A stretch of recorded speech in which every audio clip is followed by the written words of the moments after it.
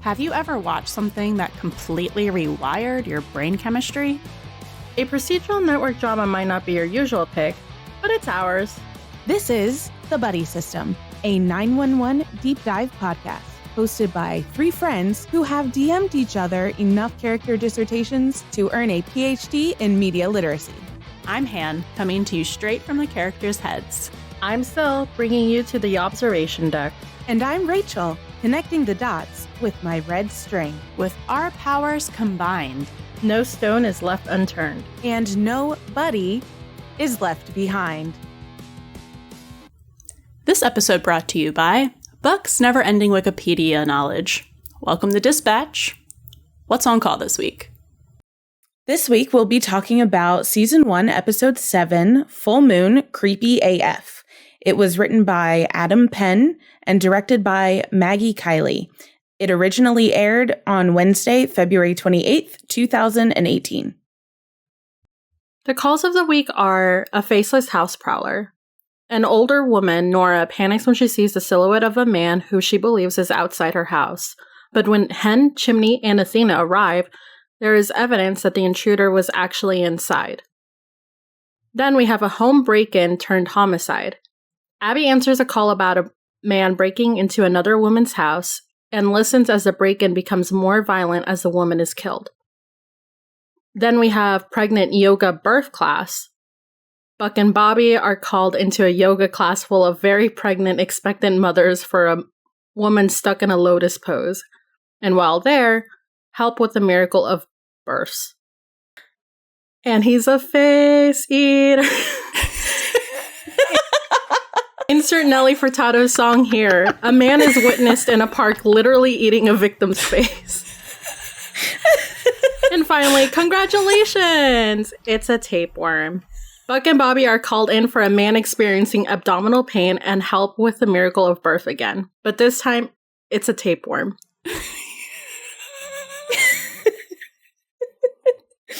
Absolutely unhinged for that one. I think this is another one of those early episodes that are just so kind of like out of pocket. Like they just kept throwing all of these. I know it's the theme of the episode, but they just kept throwing all of these like really weird and kooky sort of situations, especially with the yoga class and the tapeworm. I feel like that's two calls that kind of like live in infamy as well in 911 universe.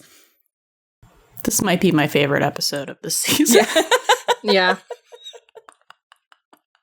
I like laugh for like most of it.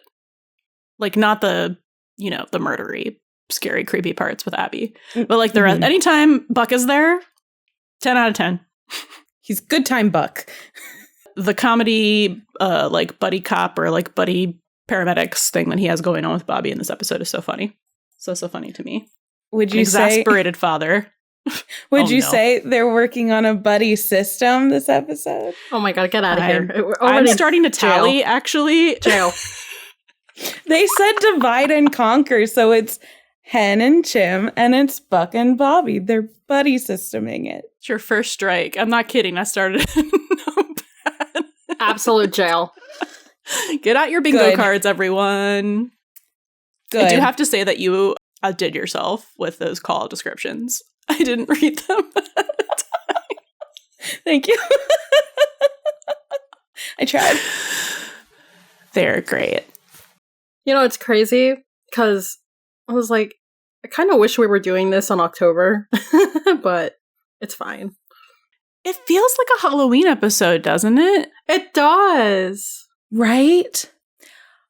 I got that vibe too, which is kind of funny because it was just last episode that it was. But it's like February. Valentine's Day. I even remembered it as a Halloween episode because like TJ was like, oh, what's the next one? And I was like, oh, it's a Halloween episode. And he was like, what happened between February and October? And I was like, oh, actually, no, I'm a liar. I don't know what I'm talking about. No, I feel like I classify it as a Halloween episode too. It has that vibe. And maybe it's like the relation to the full moon is very like a Halloween-y kind of spooky, witchy, you know, folklore-y thing. I think it has the same vibes as like their actual Halloween episodes that we get, you know, like later in the show. So I just like fully categorized it with those in my brain. That makes sense to me. I think it's still going to live there because like thematically, I think it still belongs there. I mean, if the first season aired during the fall, this probably would have been around Halloween time anyways. You're probably right. Because it's episode 7 if they you're right. would premiere in like September. It probably, I don't know. It's so weird.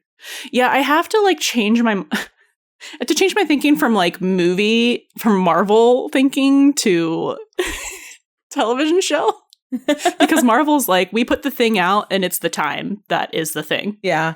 Except for the time jump. But now we're back to like, now everything is the same time as like when it was put out. Yeah. And then I think I don't even want to start trying to unravel the 911 timeline because I think it's just messy. Eventually, I'm already confused. It's only season 1. Yeah. I'm sure but they if anyone out up. there has figured it out, let us know. I know Tag us. there's a lot of like different theories of like, well, no, it's like, but it depends. It depends on the time jumps. And if anyone is like, you know, like a scholar in this, would like to come and teach us, let us know. Yeah, hit us up on our socials.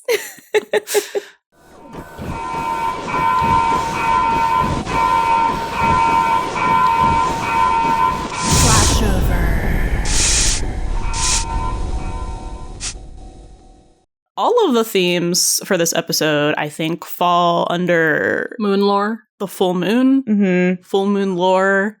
This is one of those like really obvious ones that they do where everything is very like, you know, nail on the head, but like done really well.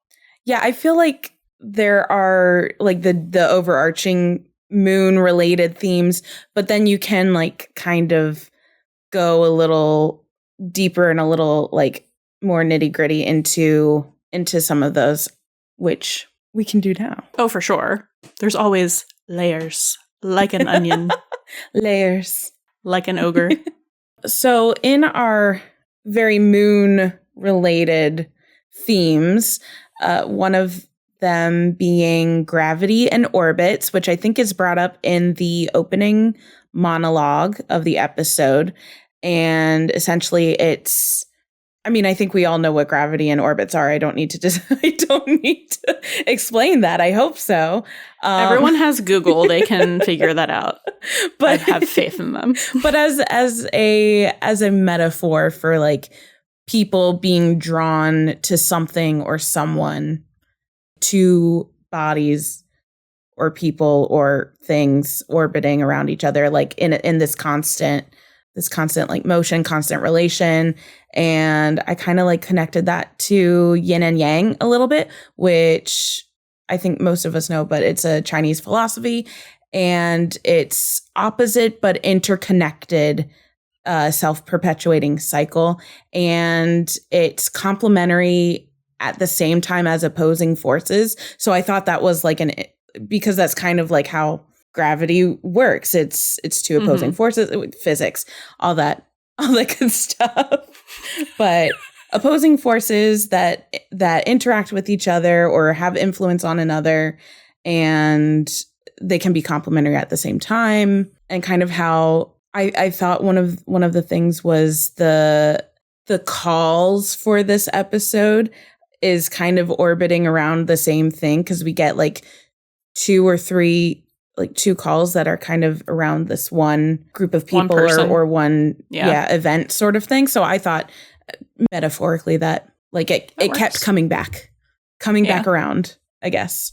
And then very much I think in the theme of moons and how it's often in so many cultures related to femininity or divine feminine and birth and motherhood specifically, because we have a bunch of things, a bunch of stuff. References? Thank you. I needed a better word than things and stuff.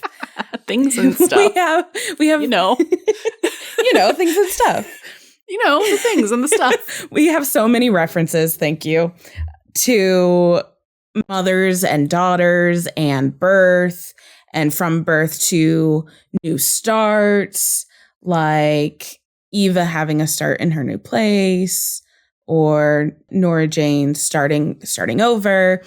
But then mothers with, of course, the yoga, the pregnant yoga class, and baby yoga.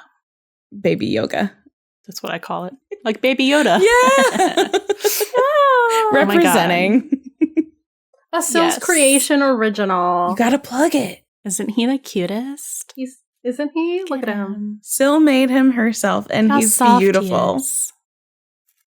And then I think we also see a lot of reflection in terms of literal reflection from the moon on the water when we're at the beach, when Hen is very like contemplative, and this kind of like mirror imagery. So it's a reflection on self, especially since the moon literally reflects the sun's light. So it's that kind of, I feel like the moon, I don't have anything to back this up, but I feel like the moon also so often represents like the inner self sort of thing. Like it's very contemplative. That's astrology. Oh, yes. Well, yeah. So. Well, yeah, because your moon sign is how you see yourself. Yeah. Like your most core inner self. Mm-hmm. That's your moon sign. So when you have the moon acting like that, and we see lots of mirrors, like there are a lot of bathrooms in this episode. So there's lots of mirrors, like literal mirrors, but the bathroom is also kind of like where we strip down to our truest selves, or we look at ourselves in the mirror. So we're at that level. So that kind of like self-reflection can also go towards a little bit of like the duality of human nature, the inner struggle between good and evil, the unconscious and the conscious mind, that kind of stuff. And then it sounds like we also have a lot of other references to magic or folklore of the moon. Han, I think you had some things to say about that. So there's a big theme that like actually Sil came up with when we watched it, that like, yes, the full moon lore is the main theme, but like kind of possession is another big main one with some subsections. So when you think of possession, the first thing that probably comes to your mind is like demons and stuff, if you're like us. But we're going to go in the direction of talking about parasites who can't possess you. And I'm just going to read you the definition of possession from Merriam-Webster. It is domination by something, such as an evil spirit, a passion, or an idea. Also, a psychological state in which an individual's normal personality is replaced by another. So this kind of can be like a very literal interpretation of like outside thing that is possessing you, that is dominating you in some way, or that something is taking over your mind. So we see that like in the form of like chaos and abnormal behavior, doing things you wouldn't normally do. Looking at you, Hen. Looking at you, and looking at like the face eater. Face to face. Yeah. So also to go back to the parasites, the definition of that is someone or something that resembles a biological parasite and living off of, being dependent on, or exploiting another while giving little or nothing in return. So again, this can be a very literal, like an actual thing that is parasitic, or it can be a more, metaphorical meaning. So in this episode, we see fetuses, which are technically parasites because they have to like take your nutrients and like be in your body to survive. It's literally, that's literally what babies are. Like they cannot survive without you when they're in your body. Oh my God. Like, they need to be in there. So baby yoga. And we have the tapeworm, obviously. So we also see Ava, who we talked about in the last episode, being you know, this literal definition of a parasite, you know, trying to use hen. And then we have the abusive ex-husband. So very interesting themes. There was also kind of related to possession and chaos and like magic folklore kind of stuff. I kept thinking about werewolves, and I think it was brought up a few times. So I will bring that up when we talk about it, because I just thought it was interesting. I think I know exactly which two things you're thinking of. Is it two things? I think it's more, actually. I might have done a little bit of research. Oh my god, okay. I'm only thinking of two things. We already did the abnormal behavior chaos thing, right? Yeah, I very briefly Okay. glanced over it, but you can add to it. And I mean, we can go into these more fully when we're with the Oh yeah, we character absolutely arcs. will. This is just the introduction to the theme so that you have a touchstone.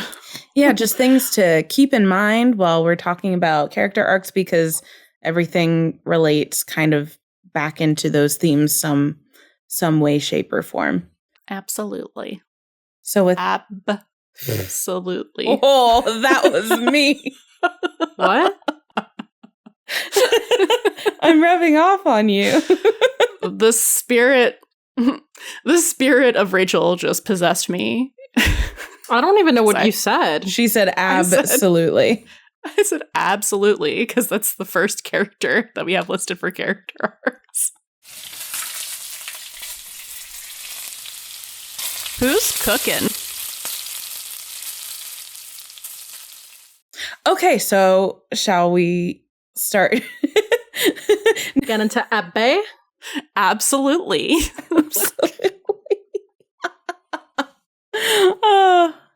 Oh, Abby. Oh, my favorite character on this show. Well, Abby, so, you know, with an episode that revolves around the moon and all the moon lore, Abby isn't about the moon lore life, okay? She's, she just She is a non-believer. She's a non-believer, and honestly, that ends up kind of biting her in the ass a little bit. Shun the non-believer. Just a little bit. Shun the non-believer, Charlie. Gen Z has left the building. They closed out of this episode. But yeah, she you really see they're feeding us more and more of these, I don't even want to say subtleties of just how like Buck and Abby just do not kind of like mesh with anything other than like their work life. Mm-hmm. So like their school of thought of like how they think about things is completely different, which isn't necessarily a problem, but she's very much like it's kind of like oh, you're being silly, and I've seen that elsewhere, but we're not going to talk about that. That's my reference. I need to put it in the jar. That's my season 7 reference.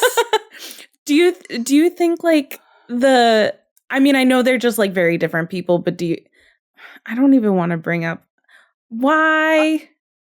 Why do I do that? Well, I'm just getting it out of the way. But anyway. No, not you. Bring it up. Bring up whatever you want. I was like, just as a thought experiment, kind of like, do you think they're, besides the fact that, you know, they're very different people, do you think that that some aspect of their difference in mentalities for not just, you know, believing in the full moon stuff, but just in general might be because of their generational differences? No. Okay. Really? I'd like to hear more. Well, no, because I know people, my partner's mother is in her like late 70s and she literally is all about this shit. So it is not or not I don't know. No, not saying like an older generation doesn't, like someone from an older generation doesn't believe in that stuff, but like just at their core, like some of their differences are due to their generational differences and life experiences. As someone who's sure a little bit, like, but I don't think like those 42, are the someone things who's that 26. But I don't think that's the problem because, and again, not to keep bringing my partner into this, but he's 9 years older than me, so you know, and he is Gen X and I'm a millennial, so like yes, there are differences, but it's not anything that, you know, is so fundamentally different that we're like not compatible. And we are very different, like in schools of thought with like kind of this kind of stuff. We watched this episode together and he was making fun of Buck. And I was like, leave him alone. Because that is me. But I think at core, I think they're just I think they're different. Maybe it might not be really generational because I there are people who still like, you know, who are like maybe twice my age and they probably still like pop culture stuff. And that's totally okay. And then there's people who don't think it's stupid. But I think their issue is where they are mentally. More of like that's a life experience sort of difference as opposed to maybe I just like phrased it incorrectly. More of like, I don't know, thought experiment. I think for me specifically, how she reacted to him talking about this stuff felt like very much like very dismissive and just like, I don't know, like patting a child on the head, like whatever you say. You know what I mean? Like, I think that's why I tuned into that. And Rachel, I feel like you were trying to, not really the generational differences, just more like their age difference, or no? Kind of. I didn't want to like fully because I know age difference doesn't really. Not truly. I think it's just in, like, personality difference. Yeah. I think it's just personality difference because she is very just like, I don't know, like, because Buck is just like this bright sunshine, like ball of energy and joy and like endless Wikipedia knowledge. And I don't know, she's very like, I wouldn't call her Black Cat to his golden retriever. No, she's not Black Cat. That's the thing, is like she just seems very, she's just kind of like she's kind of retreated into, I feel like the Abby that we see here is not really Abby. Yeah. Like this is this is who like she's had her in the middle of trauma, like deep in the pits of trauma. This is who she's had to turn herself into in order to survive. I think it's more of like a coping mechanism where she has to like shut down so much of maybe like her fuller personality sort of stuff. And I guess like kind of we saw from the last episode, like a lot of her wants and a lot of her needs in order to do what she does for work and take care of her mom, where it's like this round the clock, like full-time job essentially. And I know she kind of like, Buck is like her escape, kind of like her window into she could have or something like that, or what she feels like she should. I don't know. He's like a drug and that she's using, you know, intermittently to take a hit of, to take the edge off of her life, basically. Because he has the adrenaline, he gets all of the like nice hormones and chemicals flowing in her brain because he gives her so much attention, because he's so attractive, because, you know, all of the qualities that he has that she likes. But I also think that she is like kind of dismissive of his personality, which is just, you know. Yeah. And the sentence there. I don't know. I feel like Buck is someone that's just fun for her, you know, because her life is just how we see her. Like in the first episode, it's just very monotonous, and Buck is just this kind of like what Han said, a drug, fun, an escape. I can show you the world. Bringing it back. We're back on the carpet again. Trying to bring it back. Yeah, so she doesn't believe in like the full moon woo-woo sort of stuff, which I thought was kind of funny for not the wee-woo, but the woo-woo. The woo-woo. It's the wee-woo at the moon woo-woo. I'm sorry, the lunar woo-woo. Woo at them. That sounds better. Yeah, it does. Woo-woo. Anyway, sorry, go ahead. No, you're fine. So I thought that was kind of like fair, like pretty practical for someone for someone who in the last episode said they were a hopeless romantic. So it's kind of this like dichotomy. Her realist self is like coming out in this sense, but like hopeless, like for someone who self-described themselves as a hopeless romantic, it's kind of like, well, where's the fun in like the whimsy?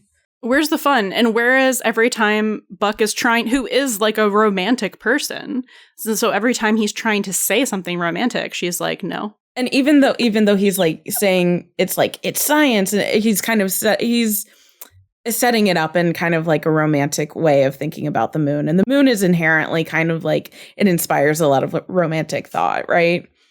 Like romanticizing things. Yeah. And then we also get Buck howling like a wolf, which is the first instance of so cute werewolfiness. And it just, I know that's not a word, but it's just like werewolfiness. It's a word now. Thank you. In the dictionary of Rachel. Yes. With like the werewolf thing, obviously we have like the wolves howling at the moon and werewolves turn with the moon. But that also kind of like in my head was connecting to especially last episode and I think the second episode with the men are dogs illusions that we keep seeing, which we saw last episode with Heartbreaker, and I went into a full thing about that. So listen to that episode if you want a little more insight. And then the second episode, Let Go, with the Hamburglar.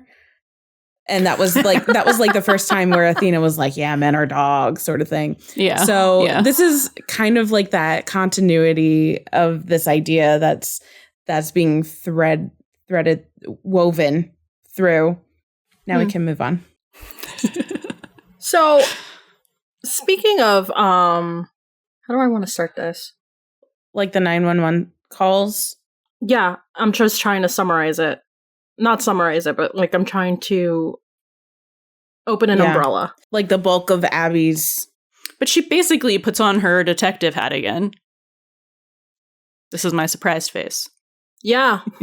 TJ was like, go do your job. Yeah, no, but she's got she and several women on this episode have a parasite lurking in, I guess. So we have a parasite. I call, he's the, he starts off as a faceless prowler. That's what we're going to call him. And for now, because I don't remember his name. So the ex-husband. So the ex-husband of Nora Jane, I believe. Yeah. What's the mom's name? Just Nora? Yeah, it's Nora and Nora Jane. So of course, they couldn't make it any simpler. Just say like the daughter and the mother. Like, yeah. Nora, anyway, Nora and Nora Jane here. referred as mom and daughter because they couldn't make it any easier. Not for me and not for Athena. I think that whole Nora and Nora Jane, it really starts connecting the mother-daughter sort of theme that we see going on here, but we don't know it yet at first because it's originally Nora Jane's mom, OG Nora. Like, we don't know how much it really is setting up like that mother-daughter theme until later, obviously, but because we don't realize that the calls are connected. So the first call that Abby takes is with the elder Nora, and she called about the faceless prowler who she thought was outside, but it was actually inside, and ends up being the ex-husband of her daughter, but we don't know that until even after the second call that Abby takes with Nora Jane's friend Kathy. It's all like very interconnected, woven, like just kind of orbiting. They do a around really each good other. job of it in the episode. Yeah. You guys should watch it and not listen to us try to describe it. Well, I think what's most notable, like in all of this for me, for Abby, is just, again, how like invested she gets into the people on her calls, and how she can't like just let things go and move on to her next calls. She bring it back to Let Go, episode 2. Yeah, so she puts on her like detective cap again, and is like arguing with an actual detective, and like she is justified in this because she is noticing something that he isn't noticing. Because, like, as she says, that is her job to, like, listen and hear and notice things, that other people wouldn't. So I think it didn't really tell us anything new about her character. It was just, expanding on, showing us how competent she is, how invested she is in the job and in the people. But and then that is not so much reflecting in her personal life. So it's just more of the same to me. But like the whole storyline was very cool and well done. I think it touches upon the way she's been indulging all of these new things that are coming up in her life. She's indulging in Buck, and she's indulging in being like not doing her normal, like more monotonous tasks, or going through the same old routine. It seems like she's just taking it upon herself to indulge more. And she really does it with this situation. Yeah, it's like kind of her putting herself back into a place of power, I guess, or like reclaiming like some sort of authority like in her own life, and then kind of using that to kind of pay it forward, I guess, also when she notices these kind of things, because the detective who, he kind of like one and done, it was the woman who gets murdered. He's like, oh yeah, it's her ex-husband, that's it. And Abby's all like, no. He said specifically like, well, 99% of the time it's the husband. Mm-hmm. And I was like, what about the 1%, bro? Yeah. It's not 100. And it's just like very dismissive of Abby and her like feminine intuition, I guess. It just like something just like jumped into my head right now because you said the word dismissive. And now I'm thinking about the call that she had with Buck and how she's dismissing him. And then now we have Detective Marks dismissing her and how she thinks, oh, it like, that's not the guy that murdered the person on the phone. It's you guys have the wrong guy, and he's just not buying it. And he's like being condescending towards her too. Because she says like, oh, I'm surprised he didn't give me a pat on the head. And it's kind of like the way she kind of like spoke to Buck. So yeah, that's exactly what you said. Ooh, interesting. Galaxy brain. Don't you love it when I have brain blasts right now? That? I love when we have like our connected multiverse galaxy brain. Yeah.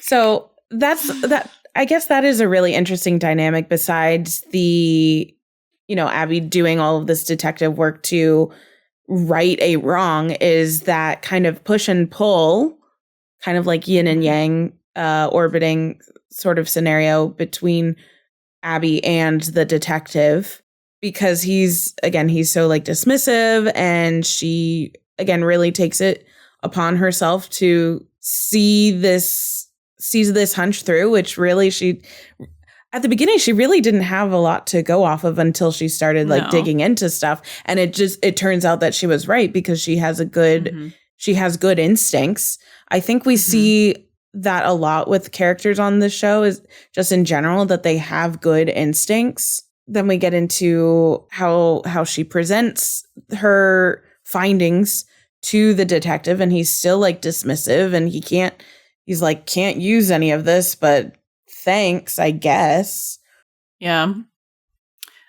I did want to say that also, since you mentioned gravity and orbits, that like her main gravity, like her main orbit is around her job. Like it's around the calls. Like she is drawn to them. She gravitates towards them. She orbits around them. Like that is like, other than her mom, which is kind of like an autopilot thing. I feel like that's like her main thing that she is drawn to and orbiting around. Wait, then. So I kind of, if using our little gravity metaphor and using a little bit of the of the monologue from the beginning of the episode where Hen said that the moon was just a chunk of the earth that got like blown off. So would you say that Abby's job is the sun? She's the Earth, so she's orbiting around the sun. And then would you say that Buck comes in kind of like a little asteroid and starts orbiting around like the Earth sort of, but like is bigger, so then her orbit starts kind of like wobbling a little bit? I think that's a good metaphor. Like, because I was going to say the comparison is that she is gravitating and orbiting around her job, and Buck is doing that for her. But she is not doing it in return. Yeah. There's also, I guess, to go with space metaphors, I love space stuff, like a 3-body problem that it can't. I think this is kind of apt. So like a 3-body problem is 3 bodies. So it's like 2 stars or something that orbit around each other, and then another one comes in and it just like messes up all of the orbits. So eventually something just like one of them gets like thrown out of the system because no matter how many equations like scientists have tried to do, a 3-body system does not work. And I feel like Buck is that 3rd body in this system. And he's going to get like thrown out, even though it's like they're all orbiting around each other and it's fine for a little bit. But then something is going to happen where it just like it can't exist for too long. Yeah. It can only coexist for a finite amount of time. I feel so smart. Sorry, anyways. TJ was so excited to talk about space and the moon, and he sent me all these facts, and I was like, babe, we're not just talking about it's the full moon. And he was like, use my facts. I want to hear the facts. Moon facts. They're in Discord. Excellent. I think it was just about how like the moon is gonna fucking die in 1 billion years or something. Well, also the sun. So yeah. Wow. So poetic. The sun and the moon dying together. Oh, he did send me full moon stuff. Okay, I'm just going to say it because, like, I think it goes with the theme overall. Yeah. And maybe we can touch base on it. But it's at the time of the full moon when the positive ions from the ionosphere mixed with negative ions from the Earth's atmosphere, and the air we breathe is more positively charged. This affects the body. Our blood and arteries are normally negatively charged. A double negative charge results in an easy flow across the membranes within the body. A full moon somehow triggers more positive ions into the air, and a new moon, negative. When there are too many positive ions in the air, the body goes into serotonin overproduction, which in turn leads to hyperactive adrenal production. Eventually, the adrenal gland becomes exhausted, and this leads to all kinds of emotional behavioral problems. It is science. It is science. So, like, why is Abby so dismissive of the science stuff? It's not like Buck was saying, like, it's like, oh, woo, woo, woo. But, like, I mean, like, most of the stuff he said was a little, fact-checked. Yeah. It was not correct. But, like, colloquially, I feel like people get a little, like, weirder. Woo-woo. Yeah. Around the time of the full moon. Then I'll bring this up to, I mean, it's not exactly like Abby. She's related to it, but the whole calls about the ex-husband and how he was an abuser, and Abby's looking into the call where Kathy got murdered, and how it wasn't her ex-husband because she was fighting back. So I feel like there's stuff about like divine feminine coming into their power, and just like not letting. Not taking anything lying down, essentially. Especially when these calls are dealing with domestic abuse. So there's a lot about, like taking your power back to be able to, get yourself out of that kind of situation, which both Kathy, who was murdered, did, and she was the one that helped Nora Jane get out of a similar situation. So I feel like because they're both victims of domestic abuse and they both got the courage and to be able to like start anew and start fresh. I don't know. There's something about like, you know, coming into one's power and that being inherently like a feminine thing in this case, not like generally, but like in this sense. I do have a separate theme that we didn't like mention in our theme section, but I had so there was a thread that I was following of it was either breaking in or breaking out, and again, even though that this doesn't really relate closely to Abby, but it does orbit around her. See what I did there? See what I did there? See what I did there? I'm sorry. But okay, like this whole arc with the crazy ex-husband, he's breaking into different houses. Like he's at the end, he is looking for the daughter. So Nora's daughter, named Nora Jane, because of course they had to make it like that. If you put like all of the calls, like if you just like make a supercut of like all of the calls and like just look at it as a linear story, it's kind of like you have this. So it's going back into the theme of parasites as well. So you have this parasite like trying to get in, look to. Oh. Maybe it's not like, there's a word for this, and it's not indulge. I just have indulge stuck in my mind. And it was something related to nutrients, but it's not that either. So at the end of the day, the ex-husband is trying to fulfill that whole, seeking revenge and trying to kill Nora Jane. But as a parasite, like he went to her mom's expecting her to be there, didn't find her. So he went to his next victim being Kathy, who was someone that helped her, killed her, and then finally got to Nora Jane and tried to kill her as well, but, she was able to fight back. So it was kind of like movie. I don't know if you guys were following what I was saying.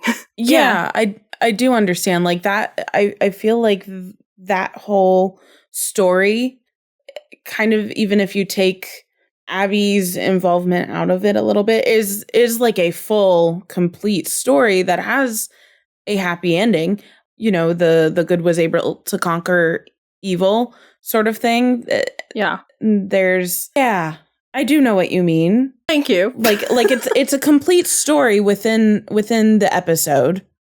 Yeah. And it really emphasizes that idea of, taking the power back and being able to fight back or break out. Like you said, I thought that was really well put, like break in, break out sort of thing. And also, I guess, in breaking out, you're kind of breaking out of a perpetual cycle, right?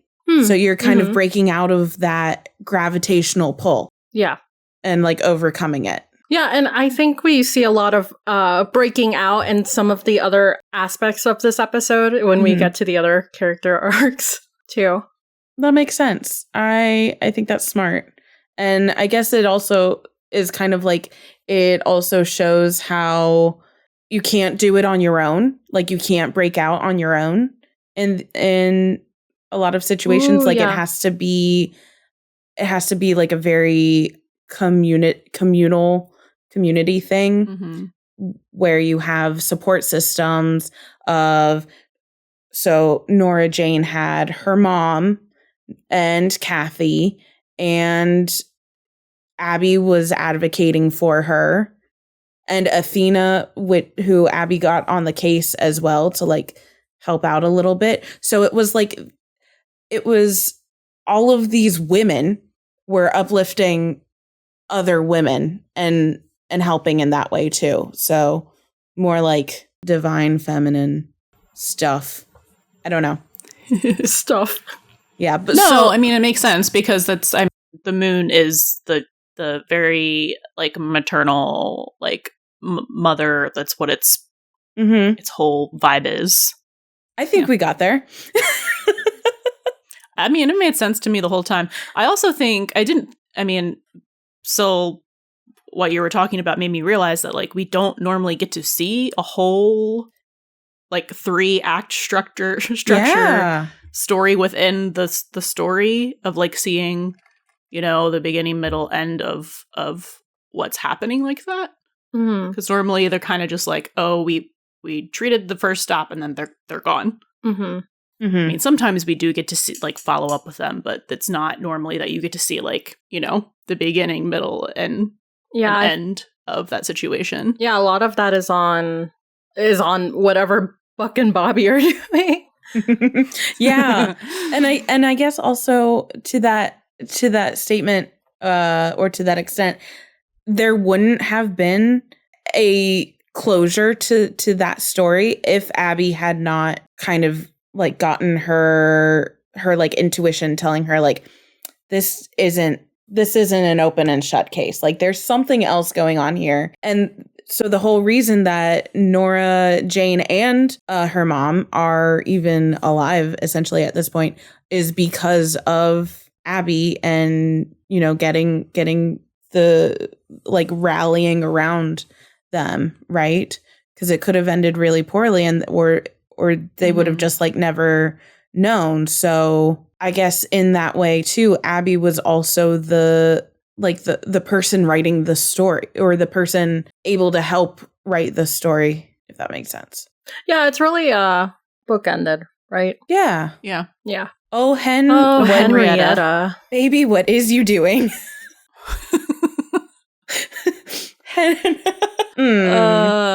She's getting those positive ions that are leading to emotional and behavioral problems. Yeah, talk about doing things, you know, someone wouldn't normally do. But I feel like we kind of got a glimpse with this when, what episode was it where she got the original call from Ava asking her to play a part in her parole hearing? Was it 5 or 6? I don't think it was 6. I think it was 5. So we kind of, and I think we discussed this a little bit, we kind of already know that Hen and Ava are also like these gravitational forces, like like very yin yang. They may not be good for each other, but it just like is in this perpetual sort of like cyclical nature where one is just like orbiting, or they're both just like orbiting the other. Like a balance though?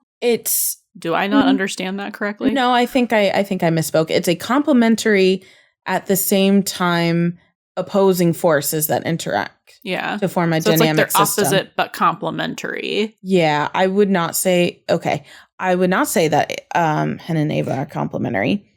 But they are but they are caught in this like perpetual like Hen cycle can't orbiting get around each of other. This gravitational pull toward her. Yeah. It's like every time she calls or every time she or this is what it seems anyway, every time she calls or needs something, it's like Hen, as much as Hen wants to be like, no, there's still something that pulls her back in. And that's so interesting too, because we see, again, we haven't seen like a lot of Hen. This is kind of really only the second episode that very much focuses on developing Hen as a character arc sort of thing. But we, from all of the other episodes, we know that she's very observant. She is fairly logical as well in terms of like assessing situations. So like she is very clearly aware that that she has an issue with this. This is her weak spot. That it's like she logically knows that it's an illogical thing, and she doesn't really have the power to, or maybe she doesn't want to have the power to overcome it. You know, it's one of those. It's like her kryptonite. Yeah. It is her kryptonite. Yeah. And I did think it was interesting talking about her and Ava like orbiting each other. And the mirror aspect. It at the very beginning when we see Hen and Karen and they're getting ready for bed and they're in their bathroom, there is a shot when they're in bed from the bathroom, and I'm fairly certain it's a shot looking at the mirror in the bathroom so you can see into the bedroom. There are 3 mirrors in that shot. It's like the large vanity mirror, a smaller, interesting, and like 1 or 2 smaller mirrors. And I just thought that's kind of like what put me onto coincidences just don't happen coincidentally. But I thought that was like an interesting. I'm probably reading way too far into this one, honestly. But we can do whatever we want, right? No, it's there. Listen, if we see things that like have meaning, whether they did it on purpose or not, like, you know, we're here to, it's legit to dissect now. This stuff, and we're noticing shit. Yeah, if we interpret it, it's valid.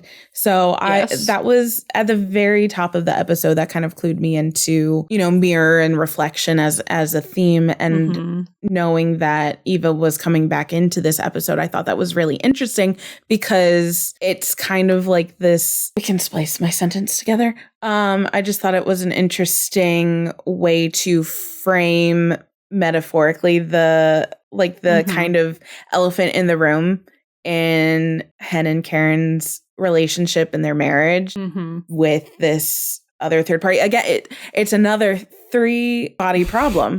3-body problem. It just doesn't work as much as it tries. Like one of them's gonna not survive it. And they also start talking about like the magic of them together and like their relationship. So again, I think at the very top of the episode, it's setting up a lot of themes because we talk about like the moon lore and folklore and everything. Well, I mean, she's literally like speaking about the themes as she. I mean, there's the setting up the episode. There's the monologue at the episode, which I don't feel like we've gotten in the last handful of episodes. It was like the first couple, the first like 1 or 2, and then they kind of like trickle out. And I do like when they do that, and it does help with themes because it kind of like really. I wonder kind of what is like how they choose to incorporate, you know, like a opening and end credit monologue sort of situation to just like really drive the point home. This was really well done. You know, like it ends where it started. So it's very, you know, like cyclical, like orbiting, you know what I mean? So it was very good. It was very intentional. But like for me, as someone who watches Grey's Anatomy, it's like I can't deal with that in every episode because then I'm just going to feel like I'm in, you know, whatever the hospital is called. Mercy Grey. They've changed the name of the hospital 4 times. Have they? I like when the story, like, I like that as a storytelling device sometimes, but I like when the actual actions and dialogue and everything is telling the story more than like the narration. Yeah, I think it's just like an extra tool that they can use to like really drive home the thesis of the episode.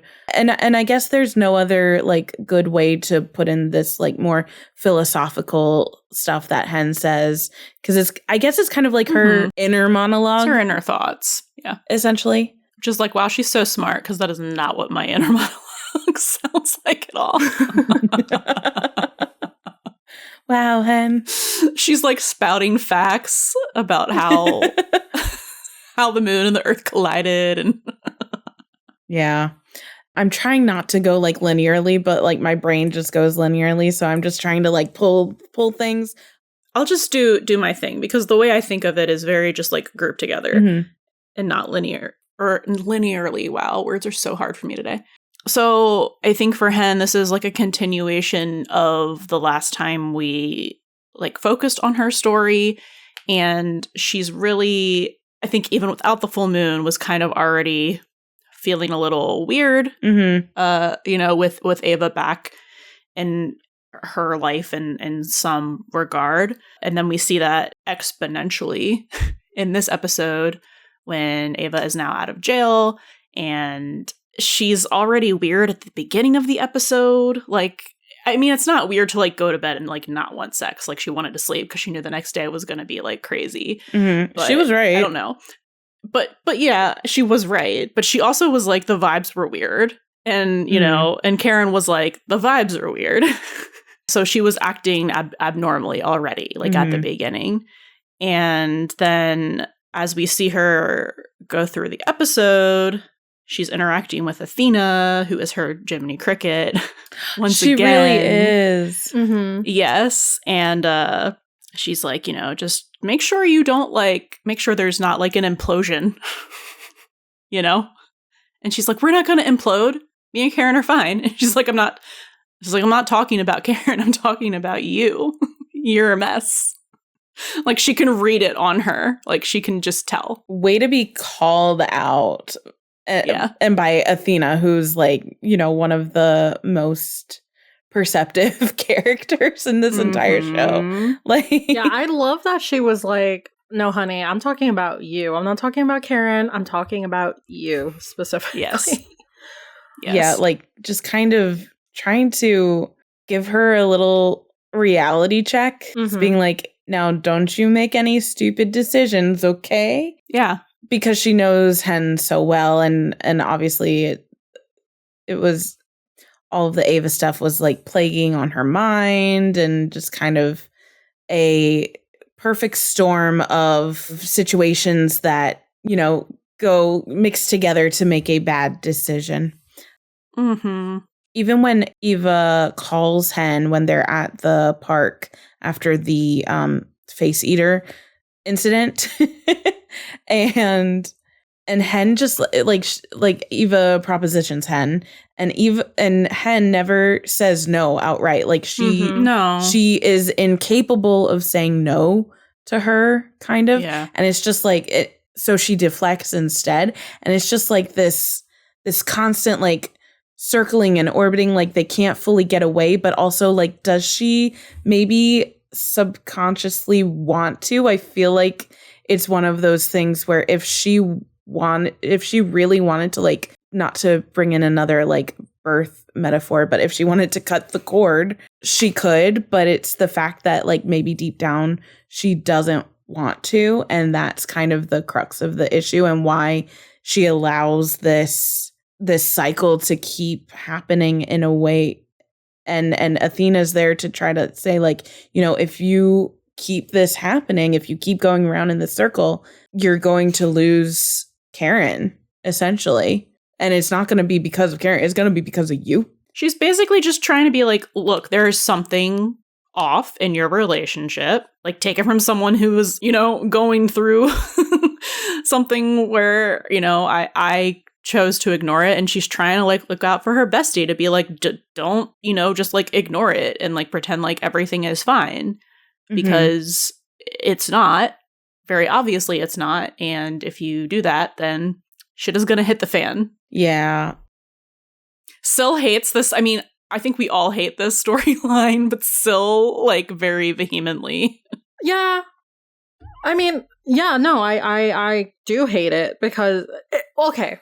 It's actually interesting. I'm just gonna like go on a side rant a little bit because I hate the storyline. I hate what she does. It's crazy to me because I'm looking at her beginning monologue, and I'm like, what? Why does Eva make you want to reconnect with her? Like, what is it about this fucking woman that makes you want to go back to her? Like, it doesn't make sense to me. Wasn't Eva Hen's first love? Yes, I don't care. It was her first love, and I think it's like very much like there was no closure there. You know? So yeah. And I think Hen just has this propensity for people who, you know, are in her orbit, who are her people, her community, whatever, like that she is gonna be there for them and show up for them. So like, it's like, even though, you know, bad shit happened and they're kind of like, I mean, she's in jail, but I feel like even if she hadn't been in jail, they would not be on speaking terms. So yeah, but even though like they're in that situation, it's like she can't she can't say no to her. She can't like ignore the calls. You know, she just can't bring herself to do it. I don't know. Hen is better than me.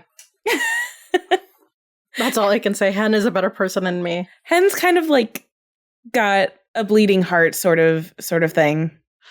I mean, I don't think that what she's doing is better for anyone, because it's not good for her. No. It's not good for Ava. It's not good for Karen. Like, it's not good for anyone. I feel like if you have a parasitic person in your life that, I'm not talking about like a child who depends on you. I'm talking about someone who does nothing but take from you and gives you nothing back, that like you should and are totally justified in cutting that person out of your life and not answering their calls and not being there for them, because all they're doing is taking advantage of you and the fact that they know that you will show up and you will do things for them and you'll give them things. You'll do whatever it is that they come to you for.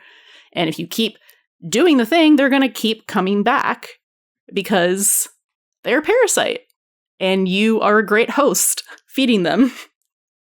It's kind of a conditioned response as well. Yeah. Right? Because she has to, as much as you can say like Eva takes and takes and takes, Hen has to be getting like something somewhere in her brain back from this kind of relationship with her. And I think it's probably just like the memories of the better times, essentially, and her the memories of the connection that she thought they had. Yeah, and I think it's like present in that call where she prepositions her. Like, you just see the way she acts, which is not something that I would. First of all, she doesn't say no to her, which would be like the first thing that you say, right? Dude, I have a wife. Yeah, like absolutely not. So, like, why was that not present in this conversation? That was abnormal behavior. Yeah, I do think it kind of also a little bit has to stem from Hen's like propensity to have like a little bit of a bleeding heart. Like, she has a lot of optimism in other people. Like, she wants to believe the best in others, and she wants to believe that people are capable of change, bringing back that theme of change that we saw I think a couple episodes ago. And so I think it's also kind of even less about Eva and more about like Hen wanting to believe that Eva can change and be better, because that's what Hen wants for her. And I'm not so sure it's like even so much about, I mean, it's obviously a little bit about Eva, obviously, but I think it might be more about that, like her wanting to see that like people can change for the better. But in her believing that so vehemently, Hen is essentially not being her best self when she's coming back around to see Ava. So it's kind of it's a little, I don't want to say like, I don't think it's really hypocrisy, but it's just kind of a big blind spot. Yeah. But I think I would still classify this as abnormal behavior, because we do find out that she didn't show up for Ava's parole hearing. So, you know, she did say no or just didn't show up or, you know, do whatever. So I think it's, you know, and when we saw her visit her, she wasn't like. In this episode or the previous one? In the previous one, when she visits her in jail, like her demeanor with her is completely different than it is in this episode. Yeah. Like, it's very much like, I like standoffish. I don't really know you. What do you want from me? Like, why am I here? You know, and then the whole, well, I think she's changed is to Karen. So I think this is totally abnormal behavior, and we're not going to like blame it on the full moon completely, but it is abnormal behavior. No, she's still in charge of her own actions. Like, yes, she is in control. Yeah, exactly. Yeah, but it's, you know? I don't know. It's so hard to say. It's like so fully out of character for Hen, because at this point, you know, we don't know her all that well. But also at the same time, it's just like, would she really do that? Come on. Yeah, well, she did. Hate it so much. She did. Yeah. Also back to my like little hate rant on the storyline. I mean, what they do as far as writing her character, it doesn't make me hate her. No. Right. Because she's still such a good character. Mhm. It's like, I support your flaws, I guess. You've done nothing wrong. Like, Yeah, she did. I don't know. If we were going to draw a line on hating people who cheated, we would have a hard time on this show. But I mean, again, that goes towards, can people change? Can people, grow just in general? And I don't know. I feel like, and we can talk about this a little bit later when we get into the more of the scene dissection. But just to kind of set it up, I kind of feel like Eva is a mirror for Hen as well. In some way, like there's something in Eva that like Hen sees herself in a little bit. Like even that's not like a super fully cooked thought, but we can like ruminate on that for a little bit. I don't have fully cooked Eating too much raw sushi. Oh no. But like even when we see Ava call Hen the first time this episode, and we get a shot of Eva and she's looking in the mirror above her sink. So there's that kind of like self-reflection again. Right. Yeah. And also like more bathrooms, more mirrors in a literal sense, kind of interesting. Yeah. Like I can't exactly like formulate what it all means. Well, at it's the a good moment, theme because like the light from the moon is just the reflection of the sun. Yes. So reflections, mirrors. Yeah. Yeah. Specifically like mirrors in bathrooms. It's just like where your most vulnerable self, I guess. I don't know. But I think there's something there about Hen seeing something of herself reflected in Eva back at her. I don't know. I don't know what that is. I think that there's maybe a reflection of like who Hen used to be with her, because I don't think she's the same person. So maybe she's looking at her and she's thinking, well, I changed. So maybe you can too. Yeah. Yeah. It's all very interesting. It's like I feel like we're orbiting around this just kind of like this theme idea. But I think that's the big takeaway though from this episode. Like it's like, yeah, she was on the calls. Yes, she was great. She was hilarious. Like we love it. But as far as like her character arc and like the development of her character, like it's really about this. It's really about this thing, and the themes are very attached to it. Yeah. So what are you gonna do?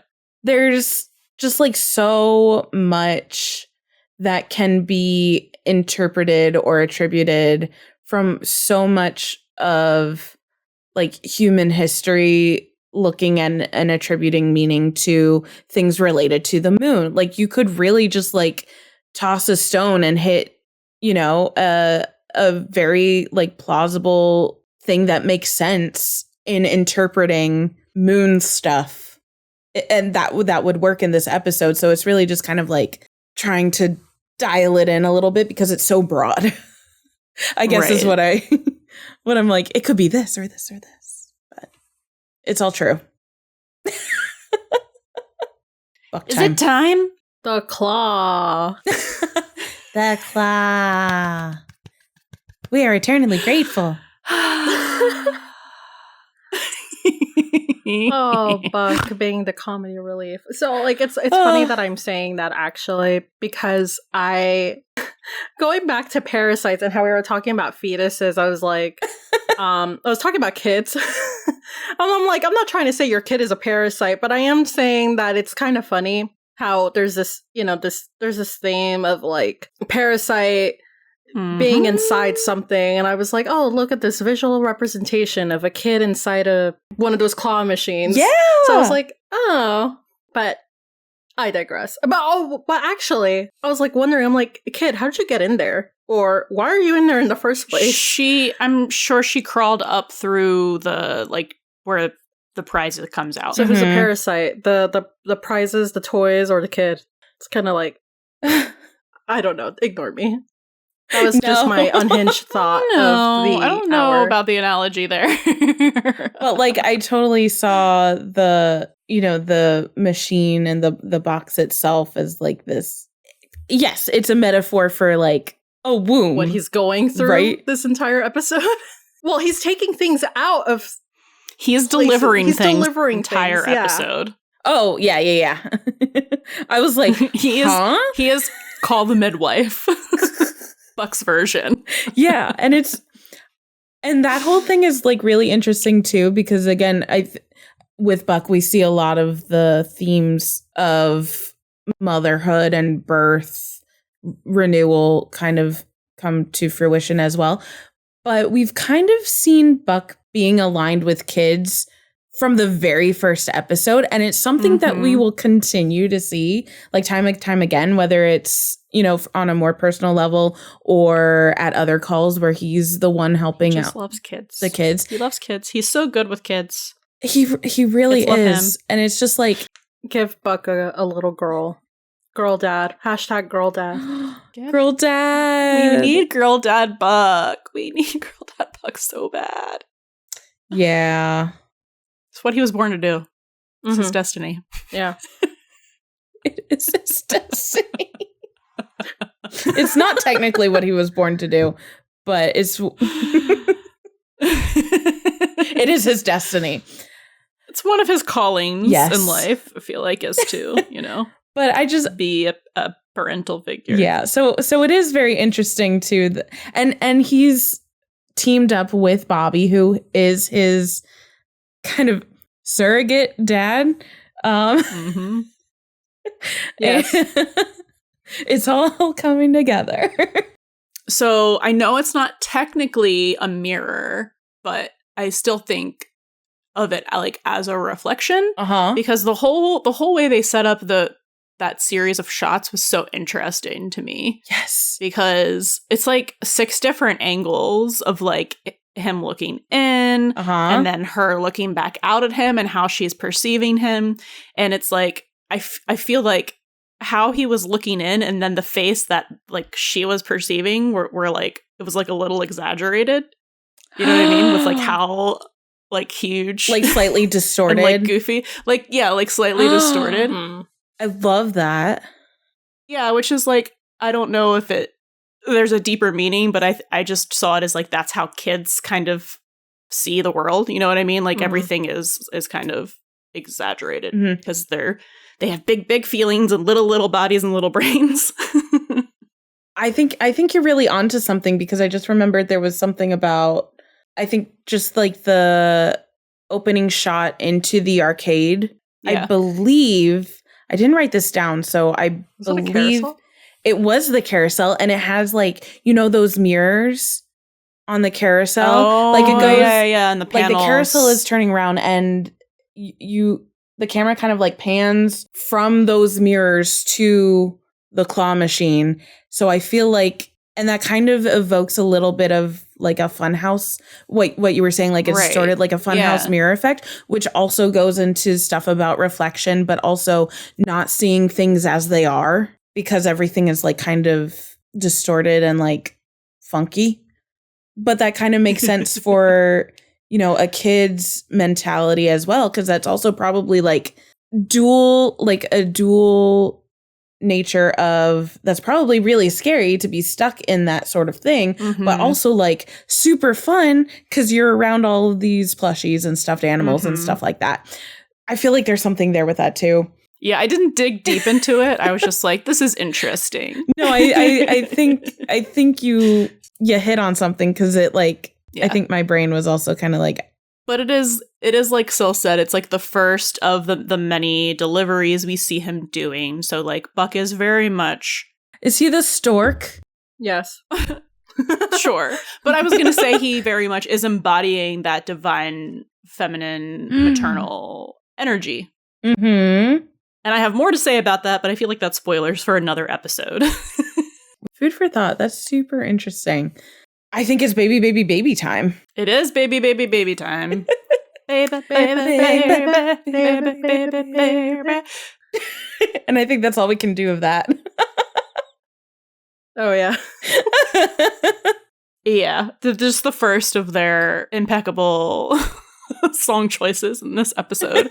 I mean, we open up with Bad Moon Rising, so, like, come through, budget. When I tell you, I have PTSD about that song, like, revolving around the song Bad Moon Rising by Creedence Clearwater Revival because of what else? Get your bingo cards ready, Supernatural. You're going to have to remind me what that song is doing in Supernatural. You don't remember? It's at the end of the first season, in like the first season finale when they're like it's playing and they're driving in the Impala and then it gets T-boned by the truck that's being driven by a demon, and the song starts playing before that. And so like every time I hear Bad Moon Rising, I'm just like, one, I have to be careful about driving if I'm hearing it in the car. Two, I'm just like, oh no, what's gonna happen? So like, oh, no. It is funny that they used it to prime up this episode, kind of like how Supernatural used it to prime up and kind of pull the rug out from under you. No, they answered why I didn't remember it because I can count on one hand the amount of times I rewatched seasons 1 through 3. Same. Actually, I don't think I've seen that episode. Priscilla, like, unlike Han, I watched 911 in order. I Meanwhile, still can't believe. That is I'm sorry, I'm gonna get roasted, but that is a for real thing. I don't think I've watched, or maybe I never really paid attention to season 1. I probably had it in the background. I was like, oh, they're dead? Oh, okay, cool. That's how I watched season 1 through 3 the first time, because I was like, I need the base knowledge, but I'm really like, I'm interested to see this character that I keep seeing all over Tumblr. Okay, so I'm the only one with that PTSD. And I'm gonna tell you, it's a couple years after I got into Supernatural. Yeah, I was not invested until season 4, episode 1. And then I was like, I am seated. Yeah. Also, though, I'm not sure, because I refused to watch season 1 of Supernatural on Netflix because of the music licensing things. So, yeah. I don't even know if that song is on. You gotta listen to it on DVD. And I have the season 1 DVD. Gotta go old school. Yeah, because I absolutely refuse to watch it on Netflix for season 1 because I'm like, that is not the right song. That is not the right song. That is not the right song. So actually, I'm not sure if they even have Bad Moon Rising on Netflix, in which case what a shame. Because man, that, like, if you want to talk about impactful music choices. Once you said it, I was like, oh yeah, I remember the impact of that. But anyway, so 911. So sorry. Getting back to the plot. So anyway, this is a 911 podcast with subsections of Supernatural that you'll never hear. Maybe on Patreon. One day. Anyway, so Buck and babies. Buck and Bobby and babies, the 3 Bs. Aw. BBB and beyond. In another instance that Buck is baby deliverer. He doesn't even have experience doing that, now that I think about it. No, but Bobby does. But Bobby does. Which I love that. It's so sweet. Shout out to the woman who delivered her own baby. Oh yeah, for like, real. This is my 4th one. Don't fucking touch me. I got this. Talk about like divine feminine power again. She's like, For real. Don't even. This is my 4th child. Fine. Like, whatever. I don't need no man. I'm a strong, independent woman. Exactly. That like goes into it. Right? Yeah, I think this is kind of like one of the first times besides like season 2 when we really I'm sorry, not season 2, episode 2, when we really see like Buck out of sorts because of losing Devin on the roller coaster call. I think this is one of the first times we see Buck like actually out of his element, fumbling and kind of clueless. Yeah. Because he's usually so competent and so like confident in his competence. Like, yeah, I got this. Like, whatever, you know, his little. But he has never done this before. Yeah. And because he loves kids so much, he's like scared of fucking it up.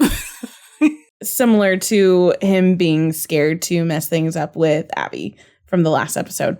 Just bringing that back. Yeah, but I don't know. He catches on quick. And like, I don't know. He He's just happy to be there. He's just happy to be there.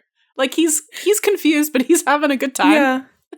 He's just like witnessing the miracle of life. Yeah. You know? Yeah. And just kind of like, I think it's kind of sweet because he is kind of in awe of like woman power like this, you know? Yeah. Just kind of like impressed, intimidated. I think we can say for sure. Even at one point, like when it was just like the onslaught of all of these women like starting to go into labor, even Bobby kind of looked like, because, you know, like he may have delivered babies, but I'm not sure he knows how to juggle multiple labors. Juggle deliveries. Yeah, it's really funny. I just think that this is going to be one of his very many story times that he's just going to have in the back of his head and like, you know, just talk about it. You know how he is. Which, you know, we'll see later on a little bit. Yeah, like one of those like 2 truths and a lie, and just throws out, I helped deliver like 3 babies at a yoga class once, you know, like who's going to believe that? Also, I thought it was kind of, just pointing this out really quickly, this is apropos of like almost nothing, but the yoga studio in itself, it had, you know, like all of these large orb lamps around it, and I was just like, the moon. Oh my god. So like set dressing, good job. Yeah.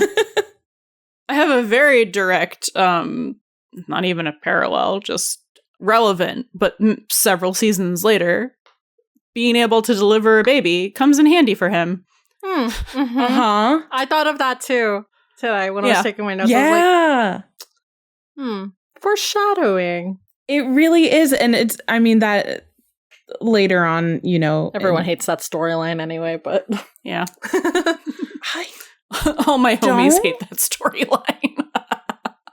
I don't hate it. We'll get into that when we get there. Yeah, we have thoughts about that, but I think yeah, this does play definitely a role in like a larger kind of Buck and children, babies theme arc that we'll see throughout the entire series. Did he get to deliver one of the babies? Or was he just helping them? He was kind of, I don't know, helping. Both. Yeah, he was there. Yeah. I don't think he was like soloing it. What I was trying to say, did he catch one? Is what I'm saying. I don't think so. I don't think we see a baby in his arms. He does cut the cord on one of them. Yes. So it's which is a role usually saved for the father in cases. So it's kind of putting him in this. Like, Han, what did you say earlier about like putting him in this like feminine energy sort of? Yeah, it's he's embodying the divine maternal because the moon is yes, it's the feminine energy, but it's the mother, it's the maternal because the moon is directly related to Cancer. Yeah, and the Cancer sign is ruled by the moon, and Cancer is known for you know being the maternal like mother of the zodiac. So. Blah, blah, blah, blah, mothering. But also in that same vein, the fact that he is there to help with the births and he's cutting the cord, it also kind of puts him in a little bit of that like paternal masculine as well. So he kind of he can do it both. Yeah, get you a man who can do both. Like there's this dual nature to him that I think we've seen and we've kind of talked about in previous episodes where it's like, it seems like very balanced and like the divine masculine, divine feminine sort of stuff. Does that make sense? Like he kind of. It does. Well, yeah, especially as his character development progresses. Yeah. You know, we see more and more of him like embracing the everything side of himself. Yes. Yeah. Yeah, I think he just like balances. So in an episode where there's a lot of like reflection, like talking about like yin and yang, push and pull, it's dual nature. I also think that this episode is a great example of his like childlike wonder. Yes. Of like so many things. Like he's childlike wonder, like in the baby room, obviously. You know, the Bucks Wikipedia corner. Like he just like loves learning, and he loves like facts or folklore, and he just like finds it all so fascinating, and he just like speaks about it like he has this childlike wonder. It's this natural curiosity with the world that I think it could be so easy to say that season 1, like especially season 1 Buck is, you know, immature, blah, blah, blah, blah. But I think it's less about immaturity and more about him having a very strong sense of his inner child and curiosity in the world and people and everything like that. And that is one of the reasons I think why he gets paired up with children so well, because he can so easily tap into that like inner child and that, again, not immature, but just kind of like that space of mind. But kids are fascinated by him because of not just like his energy, but because like he just talks to them like they're people. Yeah. You know what I mean? And kids respond well to that when you don't like, you know, baby talk to them or like, I don't know. He's so good with them. He's so good with kids. And I don't know, his childlike wonder, and like when he's talking about these things, like even when he's talking about stuff that aren't the facts, it's just, I don't know. It just makes me sad when like it gets dismissed. Yeah. Like everyone's just dismissing it. Even Bobby is, I mean, he doesn't like dismiss it as much as like Abby does. Exactly. Not with like a little pat on the head, like, okay, you think that. He's humoring it. Like he's letting Buck, you know, say the things. But I think Bobby, when Buck is talking to Bobby about that, as they're going into the yoga studio, you know, Bobby says that he gives a little more contextual or context to stuff about like, you know, it's folklore, it's magical thinking. Here we see magical thinking again. And so he kind of brings it back to, I think Bobby says it's folklore and magical thinking that dates back to the 1st century. So Bobby even kind of, he does humor. He adds a little bit more information to Buck's like mental Rolodex sort of thing, but in a way where it's clear that Bobby doesn't believe it as in the same way that Buck does. Yeah. But like he's still willing to hear about it, I guess. To like have a conversation with him about it. You know what I mean? Yeah. And even when he is like, I still think you're stupid, I'm like, it's not, you know what I mean? It's said like stupid, affectionate, you know, in parentheses. Which is really like what Buck needs. Like he just needs to yap at people, at someone he loves, like, yes. And for them to listen to his yapping.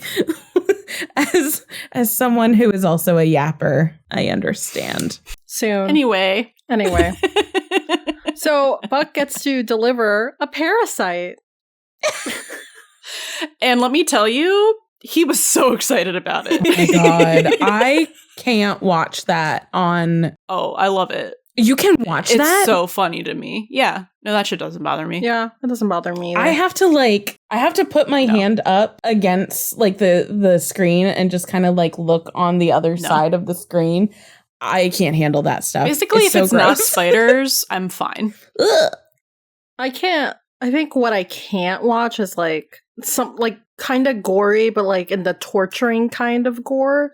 You know what I mean? Mm-hmm. Like, I'm not into that. If I have to hear someone screaming in pain and getting, I don't know, limbs cut off or that kind of stuff. Oh, yeah. I can't watch, like, the Saw movies. Like, no. I am not a fan of that. But I just meant, like, as far as, like, sort of, like, medical, like, TV stuff. Like, I'm normally fine with most of the things. Like, the only thing on the show that I've literally been like, I have to cover my screen is spider. So. And I can watch the spider thing just fine. It's so funny. It's just like anything that has to do with like eyeballs and like eyeballs get me. But I can still watch it, but I'll be like the whole time. Yeah. Was that CGI or was that like a practical effect? I couldn't The worm? tell. Yeah. I'm assuming it's a practical effect. I thought it was a practical effect. Yeah. But anywho. I'm sorry. What a just weird day on set to show up. Like, major kudos to the actors who played Connor and Paul, because like that is weird. They were great. And I love so them. weird. that whole scene is just like, it's just perfection from start to finish. It's so fucking funny. Buck is so in his element. Like, Which is hilarious because at the other birth, he was so not. Yeah. No. Like, he was good with the first one and good with the last one, but the middle one where his actual birthing, he's like, yeah. I'm scared. Dad, I'm scared. But yeah, so it's just so funny to me that, like, I mean, it's not fun. It's not funny in the way that, like, oh, it's surprising. It's just funny because it's just so Buck, like, his reaction. But especially when he's like, it's a tapeworm. And he's like, he has his finger out, like, you know, when you, like, hold your finger out for, like, a caterpillar. And he's grinning. He's like, that's a tapeworm. Ew. I mean, when you really think about it, I mean, it is just like a... It's just a worm. Listen, when I was a kid, I was like picking up caterpillars and stuff, so it's kind of like... Same. I was not. I never touched a worm. If you couldn't tell. Whatever. I I avoided... love caterpillars. I love worms, too. I love worms. Yeah, Worms are no, I very never cool. touched a worm. I don't know. They weren't as cute, I guess. I don't know. I rescue them and put them back in the dirt when they're on the cement. Well, that was very lovely of you, and I'm sure Buck would be the same kind of person. I cannot relate to that. I've only encountered a poisonous snake once, and I just, like, stood still and then backed away slowly as, like, a kid at summer camp. I don't know. I haven't encountered any of the things. So it's not, like, a traumatic... I love snakes. The snakes are really cool. My brother has a snake. Just be careful with snakes when you come to Florida. The black ones, the garden ones are fine. Those are the ones I usually see around my house. Yeah. But also, there are I'm not going to go up to wild snakes and pet them, Rachel. I think she's talking to our listeners. I don't know. I don't know. You said you've gone up to wild worms. Worms! They go like... Okay, speaking of things that don't have arms or legs and that slither around or do weird wiggly shit, Buck pulls out this fucking 20-foot tapeworm out of this guy's... I'm not even sure. Delighted. His rear derriere. It's out of... Yes. Yeah. He pulls it out of his ass like it's, what is it? Magician's handkerchief? Yeah. I love that. Bobby's freaking out. He's like, ooh. Yeah. No, I'm with Bobby. He's like, really, like, birthing a child is fine to you, but, like, this gets to you? Because he's like, I mean, in my brain, I'm just like, parasite. Like, it's... Right. It's the same thing.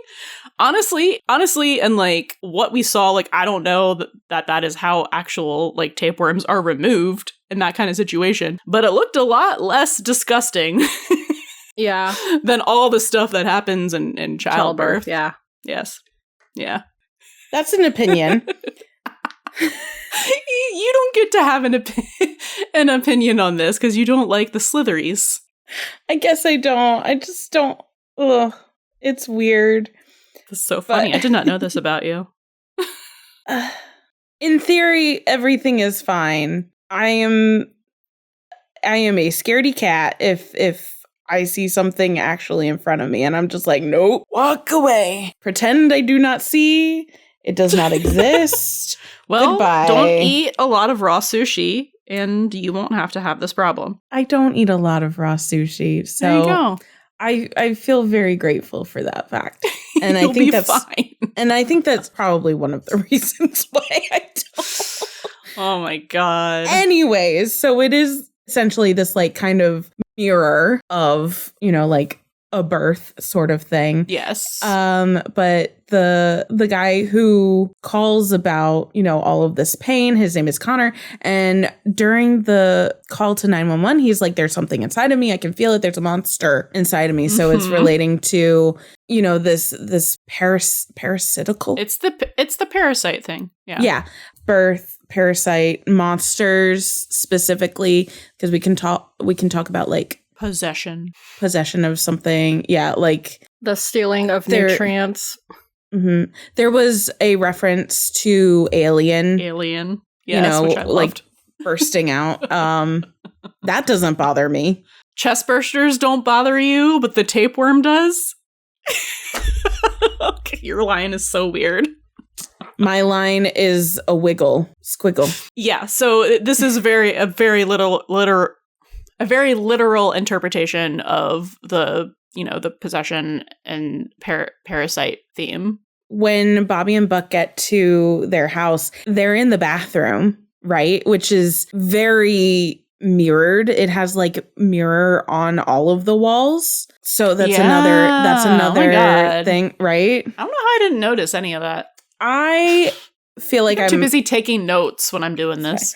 I have to pause it so many times. I feel like reflection and mirror is such an interesting theme to me because I feel like it speaks so intently about inner reflection and reflection of the self. Mm-hmm. And it's kind of like a psychological character study in that aspect to me. So I feel like I'm always like hyper aware when mirrors are used as a narrative device. But that's just something that I like to hone in on. And stuff about like the monster and relating it to werewolves and like the metamorphosis of a werewolf, which is like good and evil. And then I thought of like, inside you there are two wolves battling for dominance, that kind of thing. Oh my God. That meme.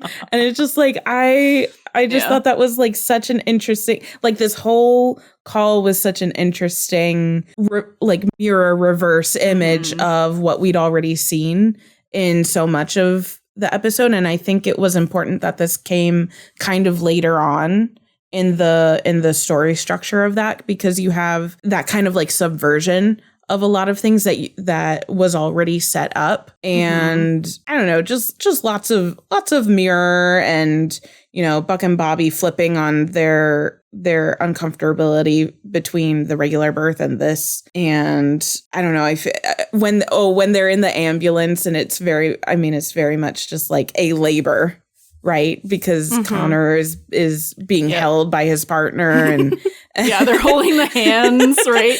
He's holding kind of like that. He's holding Buck's hand. Yeah. And Connor is like a very very aggravated, but so he keeps yelling at like the common trope that we see with women in labor.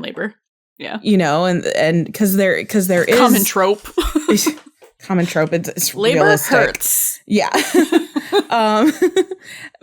I mean, yeah, it's realistic because there is an aspect, we can talk about like the miracle of birth or the miracle of life or whatever and stuff like that. And how is this beautiful thing? But there is aspect of pain inherent, like tied to all of this stuff. So it's like there's always pain when there's a parasite involved. But that goes into like that dual nature, that yin and yang. I think this is more of a yin and yang because you have this complementary but opposing things as well. Because it's like, it's a beautiful thing, but in order to get there, you have to endure pain. I'm not sure the tapeworm is beautiful though. I mean, he had to endure the pain to like get it out of him. Yeah.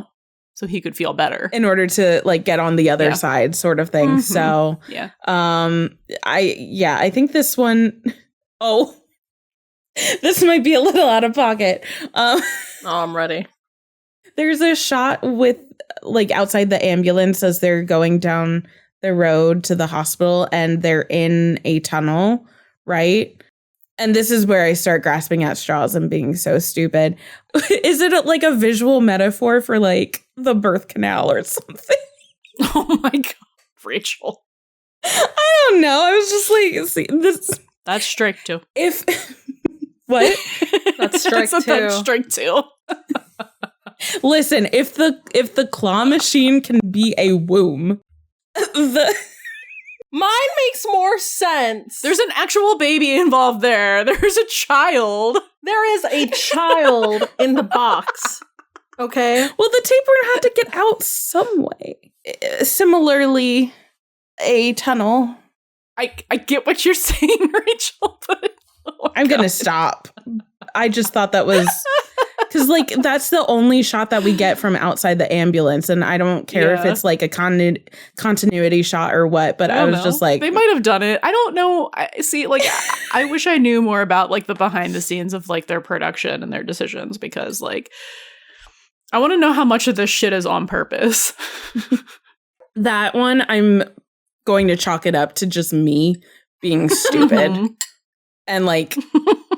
looking for things that aren't actually there, but like again, if it can be interpreted, it's valid.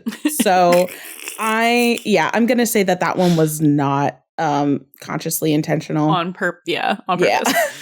fully willing to admit that. Probably safe to say. Yeah, so it's just like, you know, the circle of life sort of thing. That's not what they intended. Anywho.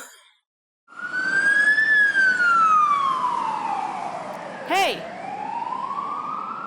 Where's the fire?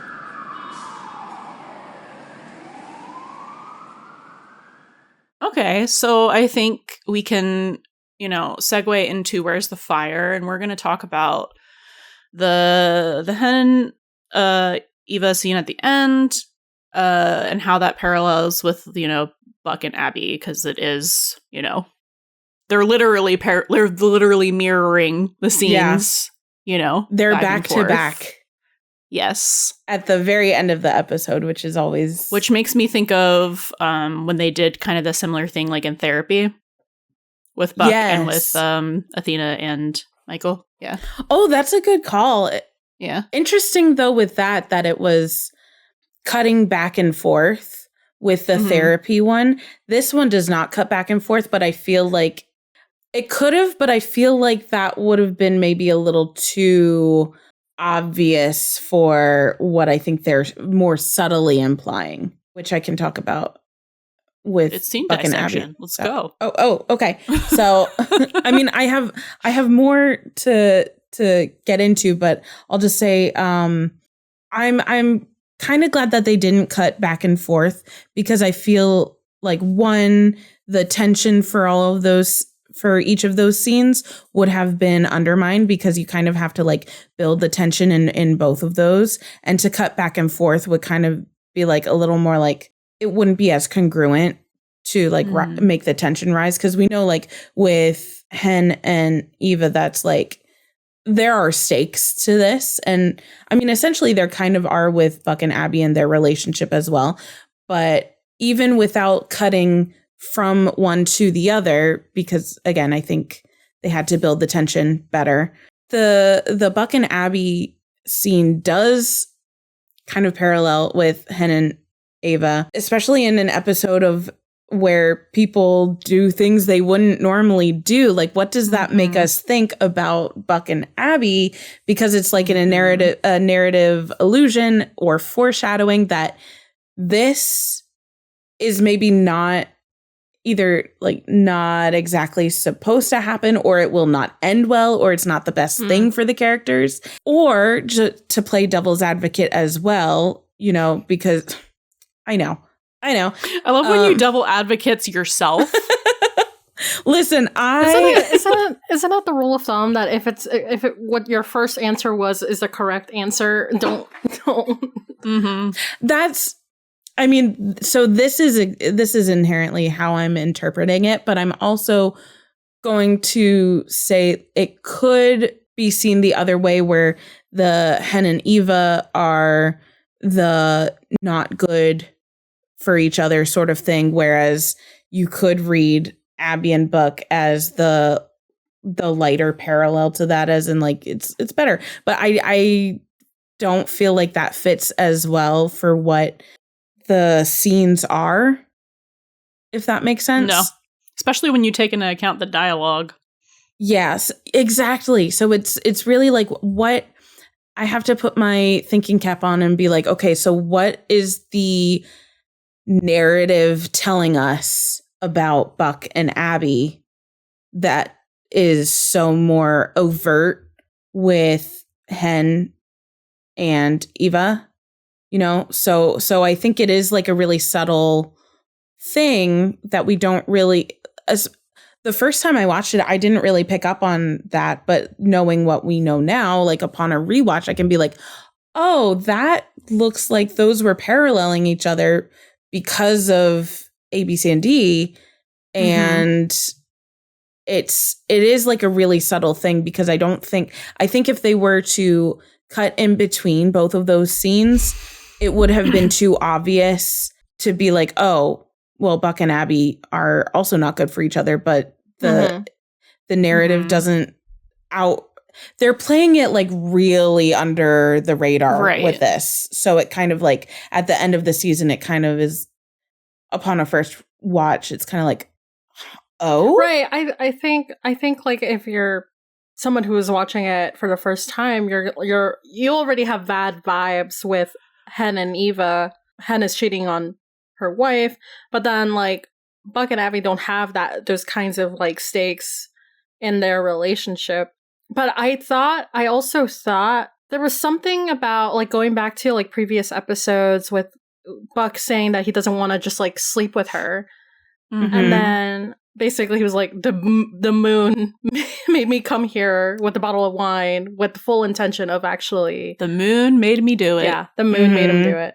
So. Yeah, which is also kind of, Hen doesn't really use that excuse exactly, but when she goes to Eva's and Eva opens the door and she's like, you changed your mind. And Hen was saying, you know, I don't know what I'm doing here. It was essentially both Hen and Buck saying they kind of operated on autopilot a little bit.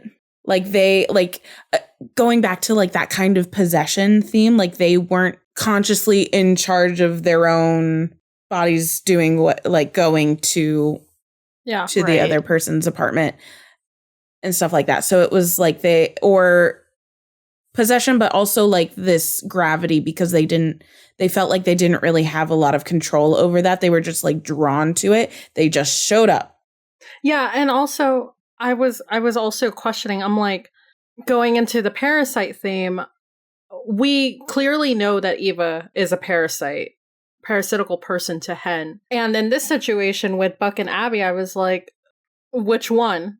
Because and especially as if you're watching it for the first time, like maybe you don't get these themes, like they're not knocking you on the side of the head necessarily, but like, I mean, at the end of the day, I would go ahead and say Abby is more like the parasite to Buck based on what we know after watching the whole season the first time. Like she literally is a parallel to Eva, I would say. Yep.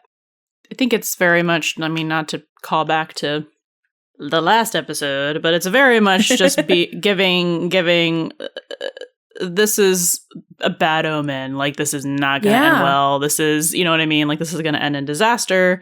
And to me, like, that is very obvious, like, even without them flashing back and forth in this scene from the dialogue. I'm a big dialogue girly. And it's just more of like kind of the conversation that, you know, we had at the beginning of the episode with them, where he's like, you know, basically to sum it up, like, I felt pulled to come here and like be with you, and there's like this magical feeling, and he's like being romantic. Yeah. And she's like, nah. Yeah.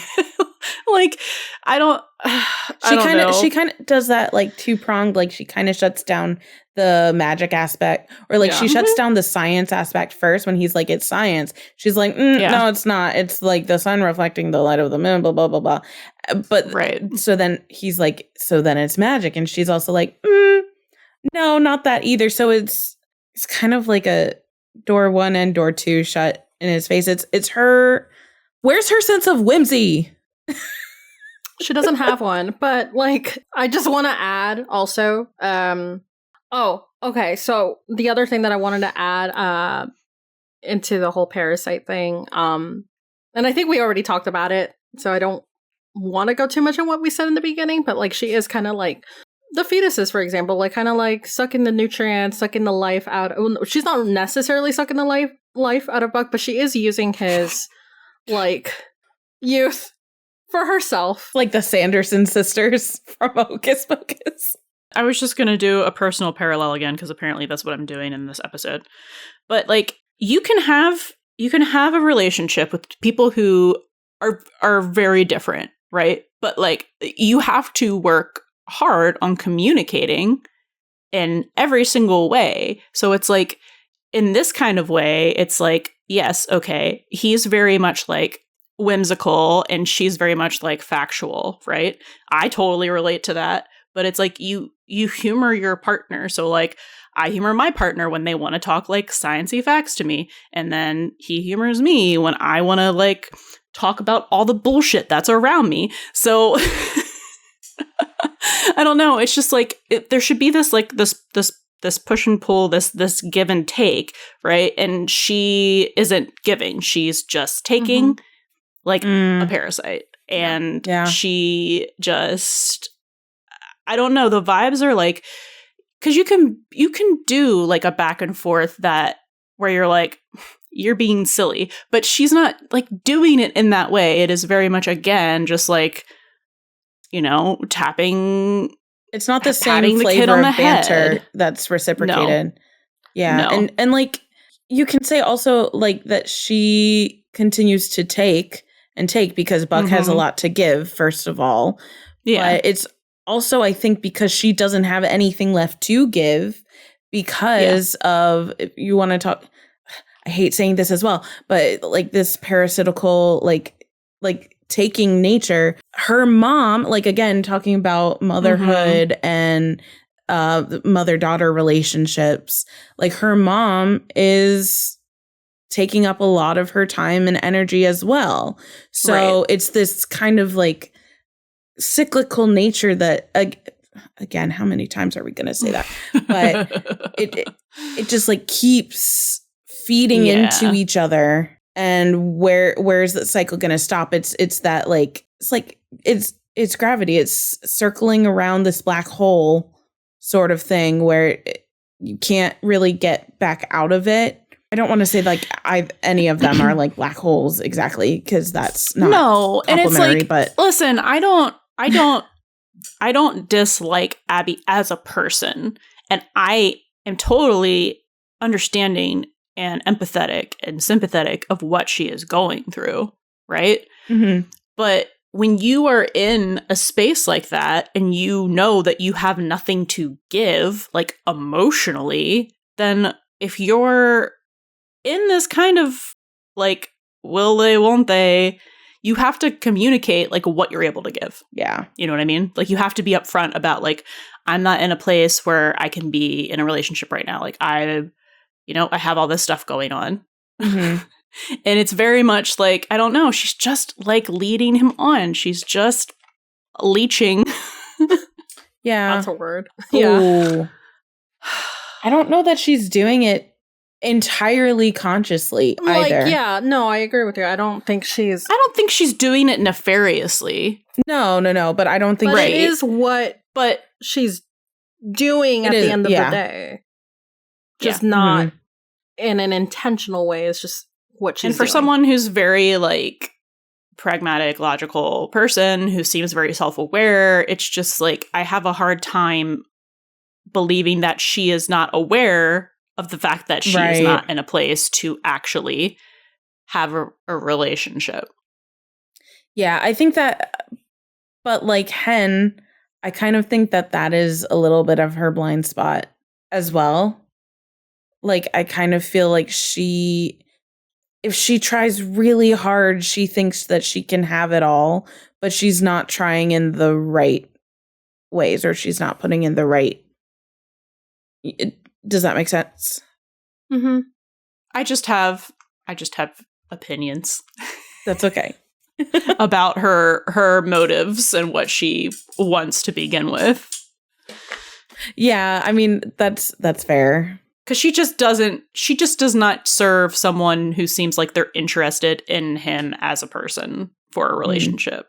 So I did want to talk about briefly in the scene where they're actually both couples are kind of getting together, and so the way that the lighting, the way they utilized their lighting was really interesting because I wanted to see who was being washed with moonlight, and not Abby, I'm sorry. And when it's cutting to Hen and Eva's scene, it's Eva that's washed with moonlight. And so I feel like that symbolizes like she's Hen's moon that's making her do this sort of thing. Interesting. And then with Buck and Abby, it was a little hard to tell, but I feel like Buck was more shadowed by it as opposed to Abby, because I think Abby's more like face through the window, like a diagonal. Not really sure how to explain it, but I feel like it was more Abby who was also washed with that kind of moonlight. Ooh, I didn't even like... The parallels are paralleling. That's so interesting, because I feel like I had a thought of similar but different. And I love that you brought the moonlight into it. And it is interesting then that there's evidence for paralleling Buck and Hen together, but then Abby and Eva together. Not only in how they're lit, how Abby and Eva are lit kind of from the moonlight, because I feel like the lighting was very interesting in both scenes, because I kind of had that thought of like, ooh, the lighting is interesting, but also to have like Buck and Hen be the ones to go over to the other's apartment and say essentially the same kind of thing of like it wasn't my intent being to helpless come here, to go. I'm here. Yeah. And actually to that extent, I'm glad you brought up lighting, because specifically when Hen goes to Eva's, because it's an outdoor walkway, I think the way the shot is framed and the lighting from the hallway just above her head reminded me so much of the shot from Elder Nora's home invasion, or like Faceless Prowler sort of thing, where it ended up being like her daughter's ex-husband in the house reflected from inside, because it was dark out and Hen's wearing like all black and she's kind of like lit from above, like the hall light, similarly to the ex-husband in the house. It reminded me of that, which was, like two people who are not supposed to be where they are right now, right? Buck didn't get that as much because the entryway to Abby's apartment it's indoors, so it's more lit. So I didn't really get that connection as much. It was mostly just like Hen, and to also reflect that with the person whose face you couldn't see in the reflection is really interesting, because then you can kind of project onto it as well, if that makes sense. Also, like, just that whole shot when Hen goes to Ava's is very interesting, because you have Hen dressed in all black, but then you have Eva wearing white on top of black. So at one point they're facing each other in the same shot, just like looking at each other. And it was kind of giving like yin and yang, opposites attract sort of situation. Just kind of in a very like visual metaphor. So I thought that was neat. The lighting was good. Appreciate you pointing that out, because that's so interesting to me. And it just like, for both of these, it just kind of really taps into this like uncontrollable nature of ourselves, or like more taboo, wants or emotions or something like that for both of them. Did you guys talk about how Abby's door is glass? Nope. No. Okay. Yes. It was. Yeah, so like Buck closes the door, right? The door is glass and they're shooting the shot through the door. Oh, I missed this. Darn. Which I was like, what the hell? Like, practically, why even close the door? Yeah, I was questioning that. I was like, why are there windows? But I was like, is this some sort of metaphor for, like, this relationship being transparent? Like, I don't... Oh, I was going back to my parasite thing. Buck is he's being dragged inside something. Wait, is it like frosted glass or is it just like clear glass? No, it's just clear glass. It's completely How did I see-through not glass. notice Like a this? paneled glass door. And I was just like, girl, Girl, your mother's next door. close the curtains. Oh, not the front door. I thought you were talking about the front door. No, the door to the bedroom. Okay, that's Door why to I the was bedroom. confused. Yeah. Yeah, no. The door, the front door is solid. She has a peephole. Okay. Yeah. Yeah. That's why I was like, huh? But yeah, the Yeah, no, the her door to, bedroom like, door. Yeah. And then there's so many windows that are all just open. I'm guessing was for the lighting effect, but I don't know. You won't catch me with my blinds open at night so people can stare directly into my fucking apartment. No. It's like Buck is now tracked. Yeah. I guess in that way it's kind of like deepening their relationship. Abby so I think we said this before. Abby kind of like wants to escape and uses kind of like Buck to do so a little bit. Yeah. But to have like the windows all around her room that, you know, even though there might be curtains and stuff, she can't fully block out the rest of her life. Hey, there we go. I got did you. It. We connected the dots. I got you. I was thinking like, that's great. I love that. But I was just like, metaphor for their relationship being transparent. I mean, it kind of is like she can't like block things out. So everything in her life has to be transparent. There's no sense of like. So she's not seeing him. She's looking directly through him. Mm-hmm. Ooh. Also good. Yeah, it was just like a really interesting choice to have both of these scenes back to back for each other, because it's like, what does the narrative want us to really take away from this, like beyond, like under the surface sort of thing here? And I think it's telling us the same thing twice. Yep. One is a lot more subtle, but it kind of works too in that way, because the one that we know is like a very bad thing and is said as such in the text is Hen and Ava's, and that happens right before we see the same thing with Buck and Abby. So it's like it's a showing and not telling, which is really, really good storytelling, because it's subtle. Like it's not really there. Not holding your hand. Yeah, it's not really there until you see it on a rewatch, like what we're doing. I did not notice this the first 2 times I watched it before we started this whole venture. But it's kind of hard to deny that this wasn't in part some of the intention. All I can think of is seeing you tonight. It's a bad idea, right? Fuck it, it's fine. It very much has that energy.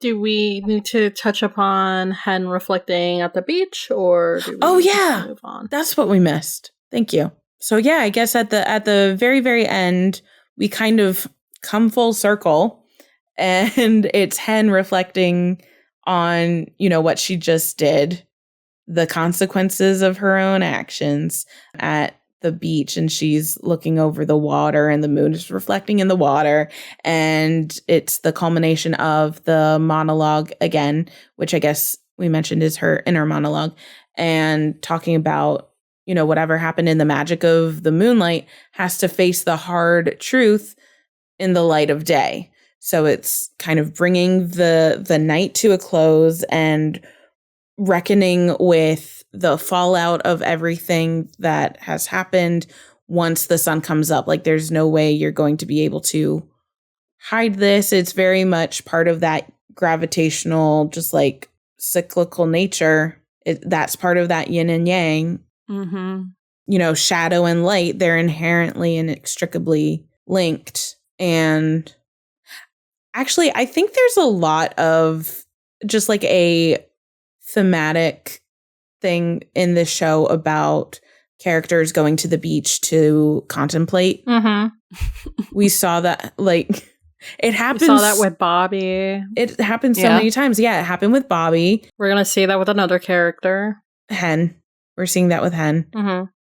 Moving, like, throughout the series, we're going to see that with a couple other characters as well. It's this very contemplative place. And I guess you can kind of tie it back to the moon for all of those a little bit as well, because the moon, the tides, like, brings the tides in and out. And so there's that too. And I mean, like Rachel said, we're going to see this further in later seasons, but like the beach is also a place where you can kind of just sit alone with your thoughts, have the beach wash away or take away everything else around you, and just try to focus more like internally. Mm-hmm. And that is where we see, lastly, Hen. And, well, we'll get to see the fallout probably in the next episode. Yeah, it's that internal self-reflection that really comes to the forefront. Great job. I'm cool. Great. Excellent. We're gonna need the jaws of life over here. I think this is the time where we can go into our jaws of life, our deep dive. And I think there's so many things that we found because, like, again, the stuff about the moon, all of these things is just like very, how did I describe it before? Wide reaching. Yes. Broad. Yeah. Unhinged. And a little unhinged, yes. And always a little unhinged, because this is 911 we're talking about. Yeah, so I feel like there's lots of little things that we've kind of, you know, hooked onto. Can I start this off with a grievance? Yes, please. Okay. This isn't just 911. All TV shows and movies do this shit. So, like, there's most notably when people are trying to find, like, a big bad or a criminal, whatever, and they're looking at footage and they're like, enhance. That's not a thing.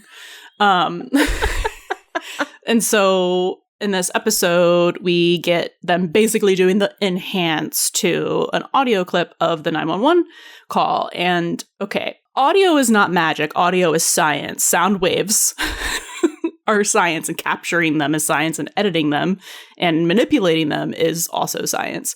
So, like, if you want to enhance one kind of sound, like, say you were like, I want to hear this sound, but not this sound. So you go, I want to take away this sound. It's also going to affect the other thing. So the way they did it is they were like, oh, enhance the background voice, which is not really a thing to begin with. But say you were like, okay, that's a male voice versus a female voice. So I'm going to enhance the male frequency ranges so we can hear that better. That would be what you would do. Doing that, though, would affect how the female voice sounded. And what they did, it sounded exactly the fucking same, except you could hear him, like, crystal clear. And that is just not a thing. It's one of those movie magic things. AI couldn't even do that, because AI is just humans programming AI to do what we know how to do off of our skills and tools and knowledge. So if humans can't do it, AI also can't. So, not a thing, and I just would like them to stop doing that, because it just pulls me out. It pulls me out of a scene so quickly, and then I always have to stop and go on a rant. That was for when Abby was pulling up the previous call that Kathy had made, and that's how they figured out that Nora Jane was there. Yeah, it was kind of I'm gonna bring it up again, but in the pilot episode of Supernatural, when they're playing like the EMF or something, and it's like the woman in white, like, oh, that sounds like there's something there, and they like boost even on the little EMF machine, and they boost it, and it's like all of a sudden she says like so clearly, I can never go home, and it's just like that's not how that works. It's fairly it's obvious. Not how it works at all. But it's one of those like movie magic things. That's really funny though. I knew you would like hop onto that. Yeah, Syl and I were watching this together, and I was like, "That's not a thing." Like, I was so vehemently angry about it. Like,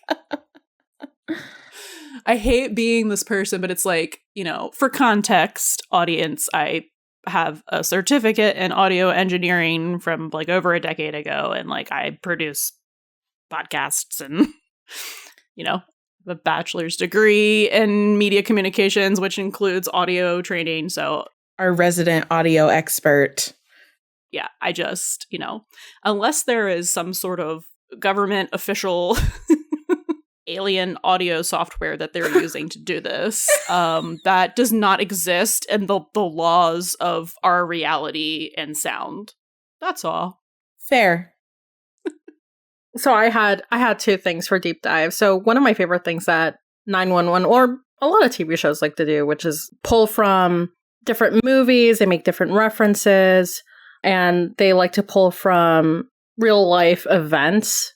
So going to that scene with Paul and Connor and the tapeworm, they reference Alien, and they're specifically referencing, like, it really mirrors the scene where John Hurt's character Kane had like an unknown creature attached to his face for days. Yeah. Ugh. Yeah, so he has an unknown creature attached to his face for days, unknowingly sits down to eat with his fellow crew members, and everything's fine until he starts convulsing in pain, which is similar to Connor, who's also like in pain, not knowing why. But the difference here is Connor's fine because Buck saved the day, but Kane dies because the alien creature like bursts out of his chest. So gross. Disgusting. Oh, look, I did it. Oh my god. Do it again. Do it again. Ding, ding, ding. Do it again. Disgusting. I can't do it. Why did my brain just went, do it for the vine? What ear am I in? Rip Vine. Disgusting. Yes. There you go. Now you got it. Yeah, I feel like they were just like dying to use that metaphor in this episode. I don't know. Yeah. I feel like they were just like waiting for the opportunity to say it. It's kind of like in Civil War with Peter Parker, who's like, you know that really old movie? You know? Yeah. Peter, why? Peter wants to be a millennial so bad. So bad. Honorary millennial. Oh, geez. Go ahead to your next point. Sorry. Okay, and so the cannibal guy. So that one hits pretty close to home for me and Rachel specifically. Oh my god. I remember this. I don't know, I was like in high school probably, but this is weird. Yeah. It is weird, but it does. So they are pulling from a real case that happened in Miami, Florida. Where else? So like on May 22nd of 2012, Rudy Eugene attacked a guy named Ronald Popo. God, I hope that's how you pronounce it. In the MacArthur Causeway in Miami. This apparently was a filmed encounter. Eugene accused Popo of stealing his Bible, beat him unconscious, removed his pants, and bit off most of his face above the beard, including his left eye, which left him blind in both eyes. Oh. Bro. Insane. Oh, yeah. I think it was dubbed the Miami Zombie or the Causeway Cannibal. Oh my god. And this was in 2012, so this was when everyone thought the world was gonna end. Oh, you're right. Because like the Mayan calendar sort of thing. So this was like Jesus. This was big, weird. I was like, you got to energy. remind me which time people thought the world was ending. No, this Oh was my God. the Mayan calendar. Yeah. Okay. End of the world. Mm. There was just weird vibes, weird energy all around. So the attack ended when Eugene was fatally shot by an officer of the Miami Police Department. So it's Parallels. Mm-hmm. Also, while police sources speculated that the use of a street drug was bath salts, the toxicology reports they were only able to identify just small amounts of marijuana. So like leaving the cause of his like behavior like unknown. So they really did parallel the cannibal guy. Wow. Wait, I didn't know this. I didn't, and I mean, obviously in the show they referenced the bath salts sort of thing, which was, I think, the prevailing theory for this incident. I didn't realize that it wasn't that. That's weird. Yeah, really weird. I think in the article I read, like they might have known each other previously. But I didn't get too much into it. I just kind of wanted to explain that situation. Super weird. I mean, besides like the regular weirdness of it not being bath salts, and in the show, the guy who is eating the other person's face is just had alcohol in his system. We didn't talk about like that interesting POV shot from the. Oh, yeah. That guy, the perps. Yeah. Point of view where he's seeing Athena. Athena's an avatar state. Yeah.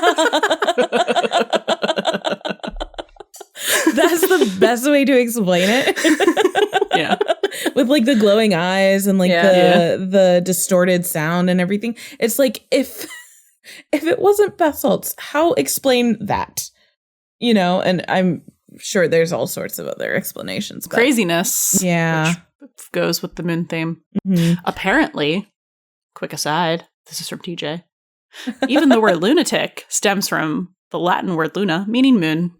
Yes. Yes, it does. Lunatic, lunacy. It's been associated with like mental illness for a very long time. Love that for me. Personally. As a Cancer who is ruled by the moon. That's super interesting. So thank you for bringing that back into. Yes. I can't believe I forgot that happened. Oh my God. It's one of those like insane Florida man things. There's so many. How do you keep track?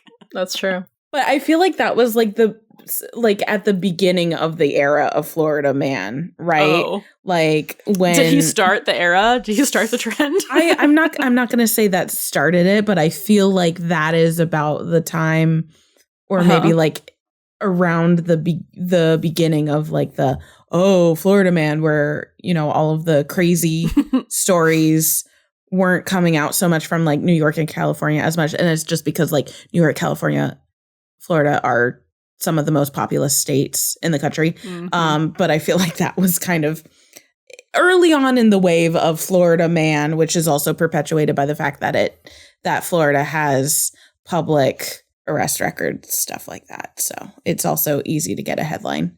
But that one was just weird. I remember seeing about it on the news, and it was just like, what? What is happening? Especially with the just like the overall vibe of the year, just being like, this is when the world's gonna end. Just it felt apocalyptic. Our simulation is so broken. Have they considered turning it off and turning it back on again? That might help. And did you want to do more of yours? Sure. At the end, I know we just talked about this a lot in scene dissection, but in the end scene where we see Buck and Abby and Eva and Hen, the song choice, impeccable. It is Sweetest Kill by Broken Social Scene, which threw me right back into my hipster era. I never left my hipster era, but like way back. I was about to say that. This came out in 2010, so like it's old.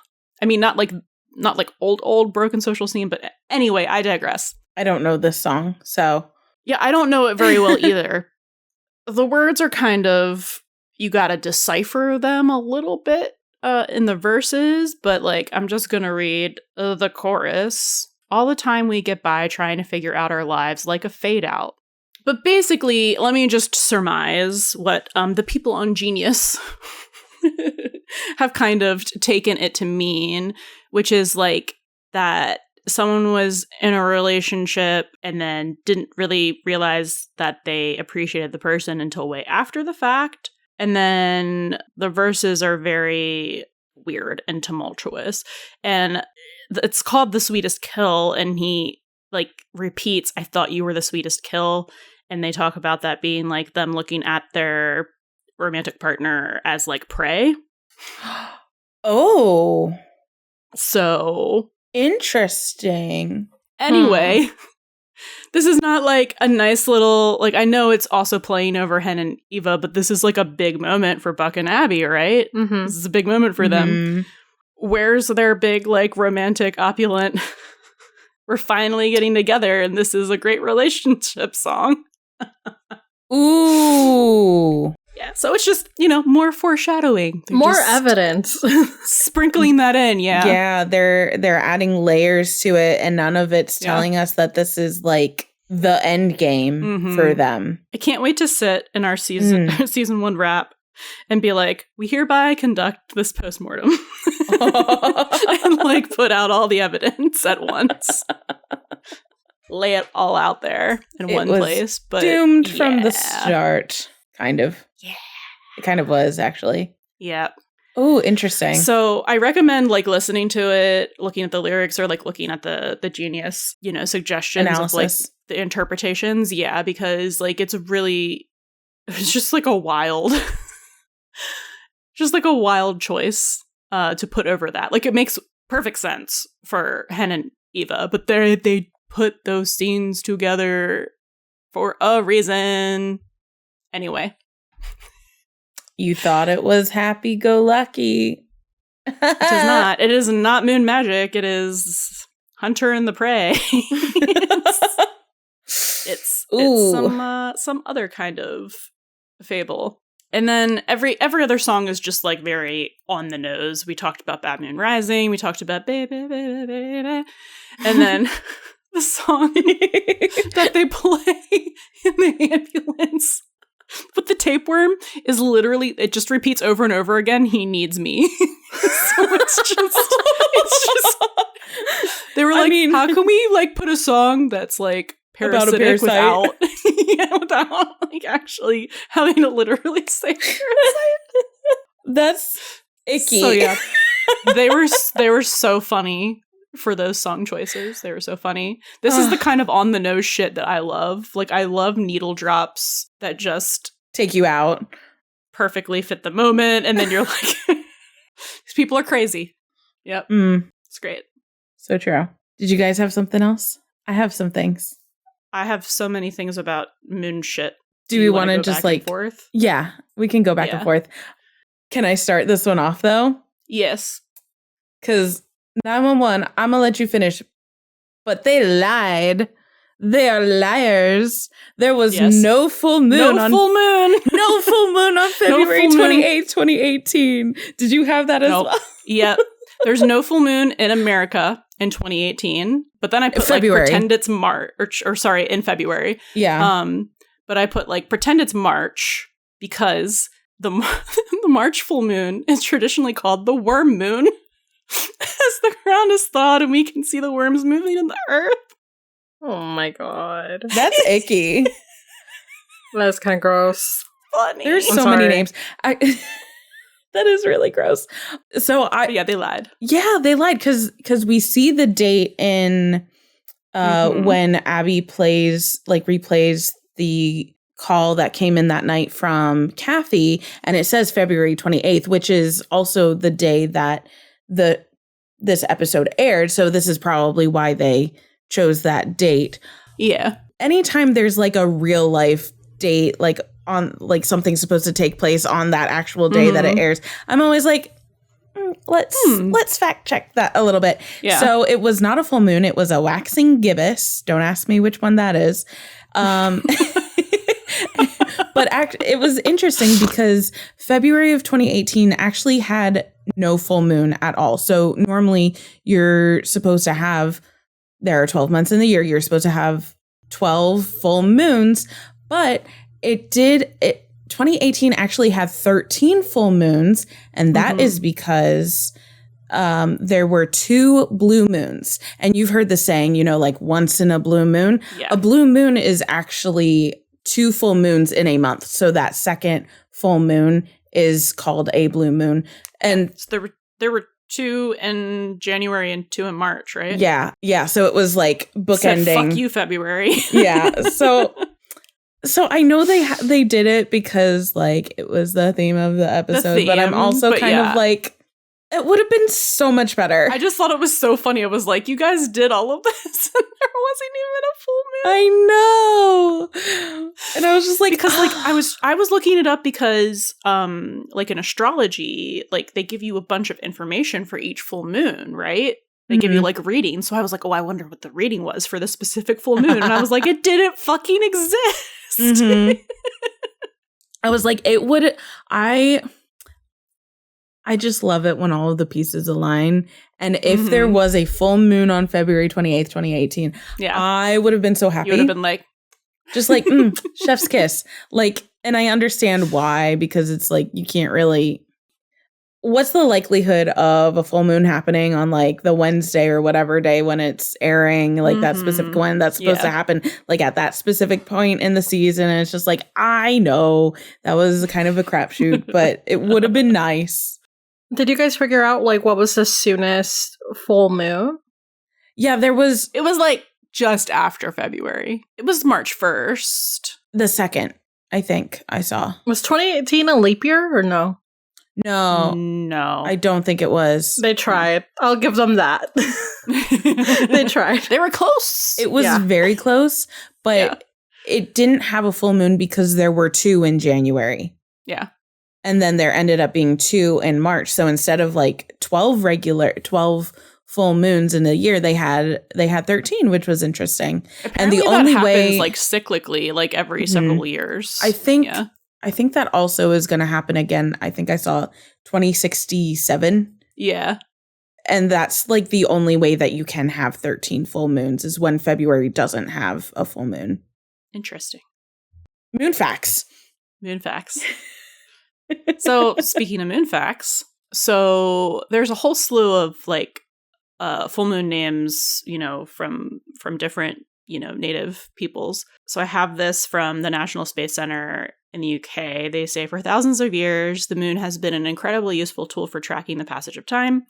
People have used it to plan their year for things like hunting and farming. To help with this, ancient cultures gave each full moon a name based on the things they observed around them at the time of the full moon. Here are some of the names, typically from native North America, and the meanings behind them. I picked one specific one, which is for July, and it is called Buck Moon. Stop! It is called Buck Moon. That's cute. Named after bucks who would start to regrow their antlers at this time of year. Aww. Isn't that? I saw that and I went, oh my god, this is the best thing ever. Wait, that's really adorable. And I guess young buck is where you get that as well. Yeah. I love that. Me too. More moon facts. Since the full moon can affect our behavior in certain ways, it should come as no surprise that we are more prone to accidents or illness during this. One 2011 study published in World Journal of Surgery found that over 40% of medical personnel believe in full moon madness among patients. It was also revealed that emergency calls for all sorts of conditions actually increases by 3% whenever there's a full moon, and then drops by 6% during a new moon. Huh. And I think that has to do with the ions that I talked about earlier, because like the full moon is producing all these positive ions, and the positive ions are bad for us, and the negative ions are good for us. And I think the new moon produces more negative ones, if I'm remembering correctly. Mm-hmm. I think you did say that. And like, I mean, we talk about the moon just like in general as like this symbol of like birth, rebirth sort of stuff. It like if you really want to split it up between all of the different phases, like the new moon is supposed to be like the rebirth one because it's starting the new cycle. Right. And the full moon is like the end of the cycle. So it's kind of like, you know, that push and pull of like death, rebirth, blah, blah. Blah, blah, blah, blah. Yeah, interesting. 3% does not seem like a lot, but it's enough to make a difference. Listen, if the doctors think it's a thing. It's a thing. Yeah. Yeah, like sometimes. I don't know that I ever like correlated or like kept track of like, you know, when it was a full moon and when people were crazier. I mean, it's a little like hindsight bias, but sometimes people are just like a little extra.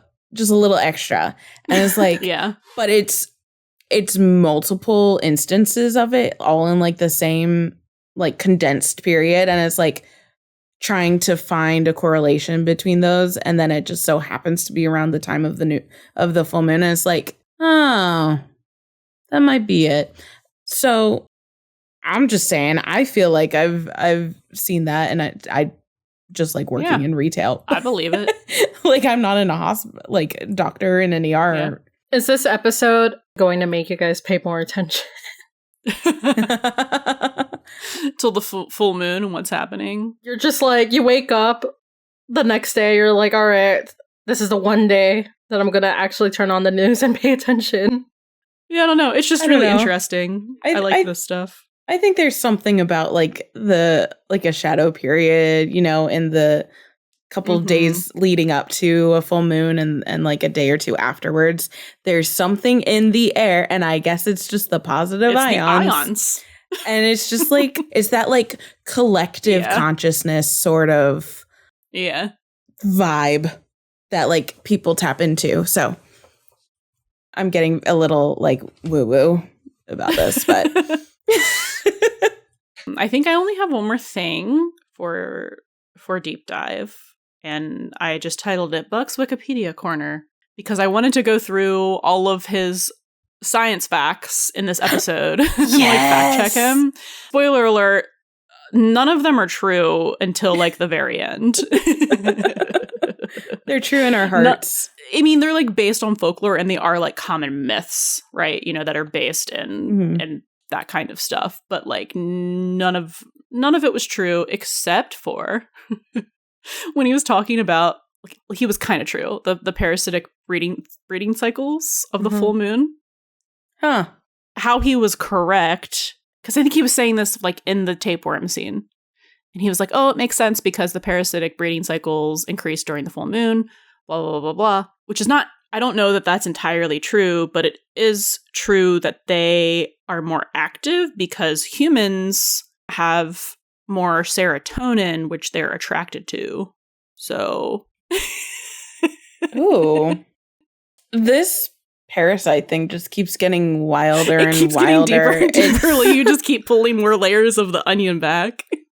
You're like, where's the center? So weird. Yeah. I don't like anything about this. It creeps me out. So, yeah, he was right. He was right-ish about that. And, you know, then he starts spouting out his actual, like, Wikipedia facts. Like, when he's like, be careful, if it breaks, it can crawl back inside of you and regenerate. And did you know these things can live inside you for 20 years? And, like, I just love that and Hen does this stuff, too. Like, you know, in later seasons, like, I don't know that we see it so much here, where it's like, they just are doing, I know they're doing internet deep dives and shit, you know, or like, he's just reading encyclopedias. Like, I don't know. Well, they have to do something on their shifts. Yeah. So like, but he's always just so excited about the knowledge, like, to him, because he's like, well, I'm so excited to learn this stuff. So obviously when I like tell people, they will also be excited to learn. Me. Yeah. This has been Buck's Wikipedia Corner. Oh, that's interesting. I also feel like Buck would go down like the little ADHD wormhole of Wikipedia pages. I felt like I was kind of getting into that with this episode because like moon lore things are so broad that I was just kind of like, ooh, what about this? Ooh, what about that? And I was just like, rein it in. Can't talk about all of it. Like, can't look at every single Wikipedia page about every single culture's like beliefs about the moon. Yeah, the moon. It's not possible. Endlessly fascinating, but for another time. I did, and I think I've mentioned this throughout the episode, but I kind of really keyed in on the werewolf thing for whatever reason. I think I was still stuck on the red string corner that I did for the last episode about like Lupercalia or whatever and all of that. So I was like, ooh, more werewolf, more wolf imagery sort of thing. I think there's honestly like a kind of season theme being woven about these things because it's just popping up like multiple times about how men are dogs and this like wolf like sort of relationship, whether that's like whatever I just said the the thing was from last week. Totally forgot. Lupercalia? That sounds right. Yeah. Anyways, so I thought it was interesting. So I've just pulled up a couple things about werewolves. I think everyone's like fairly familiar with like the general myth of werewolves, but the European motif of the devilish werewolf, so the idea that a werewolf is like a devil sort of scenario, was about it devouring human flesh. And that was fairly common and developed during the Middle Ages. Mm-hmm. So I thought that was interesting, relating it back to the face eater and how, like, you know, essentially, like, werewolves are very symbolic of the duality of human beings as both like an animal and a spiritual being. There's a lot of struggle between good and evil, like the monster inside of us and trying to be a good man. It's kind of like the tale of Dr. Jekyll and Mr. Hyde, which is essentially a similar thing about like this monster inside you kind of coming out. And there's also lots of other cultures that have myths about lycanthropy. So it dates back even further than what I just said about the Middle Ages in Europe. And that was specifically like in the context of Christianity. So they thought like they had like stories of humans turning into wolves, being either like a punishment for sins or like tapping into their like devilish sides. So lycanthropy or werewolves as a narrative device is really just kind of like tapping into the uncontrollable nature of emotions or like an animalistic wildness, things that are taboo, of course. So I think we see that really come across in a lot of this episode as well, when like, again, yin and yang, reflections, duality, that like double-sided things. I also saw an interesting article. It's on this website called Public Medievalist. And we can link it if you think that would be interesting. But someone, I think it's a bunch of scholars talking about different things having to do with Middle Ages, obviously. And there was an article on there about werewolves as a metaphor for domestic abusers in the Middle Ages specifically.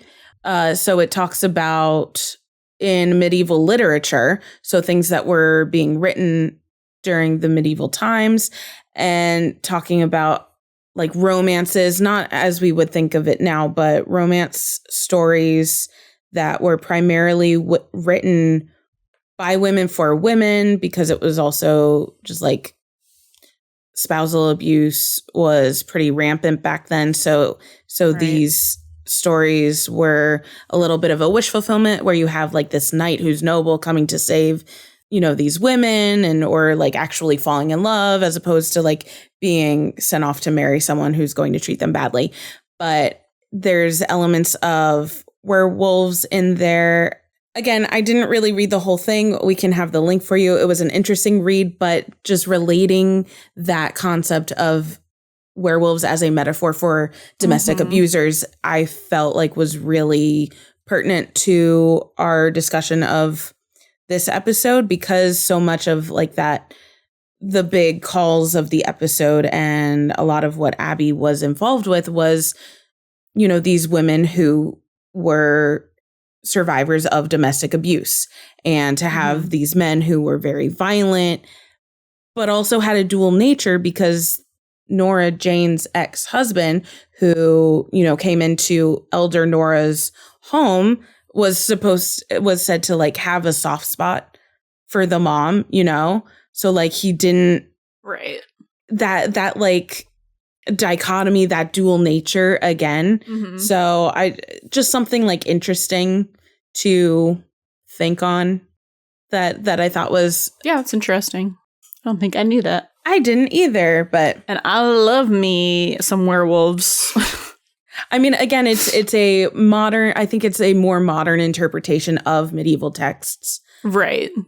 But that's still, it's about something that happened back then and is still pervasive to this day. So yeah, that tracks. And since we also had a little, we didn't really discuss it in themes, but there was a smaller theme about stuff with faces, because we had the guy who was eating the cannibal eating the guy's face, and the ex-husband going into Elder Nora's house, and that reflection where she specifically said on the call, like, I can't see his face. I can't see his face. Right.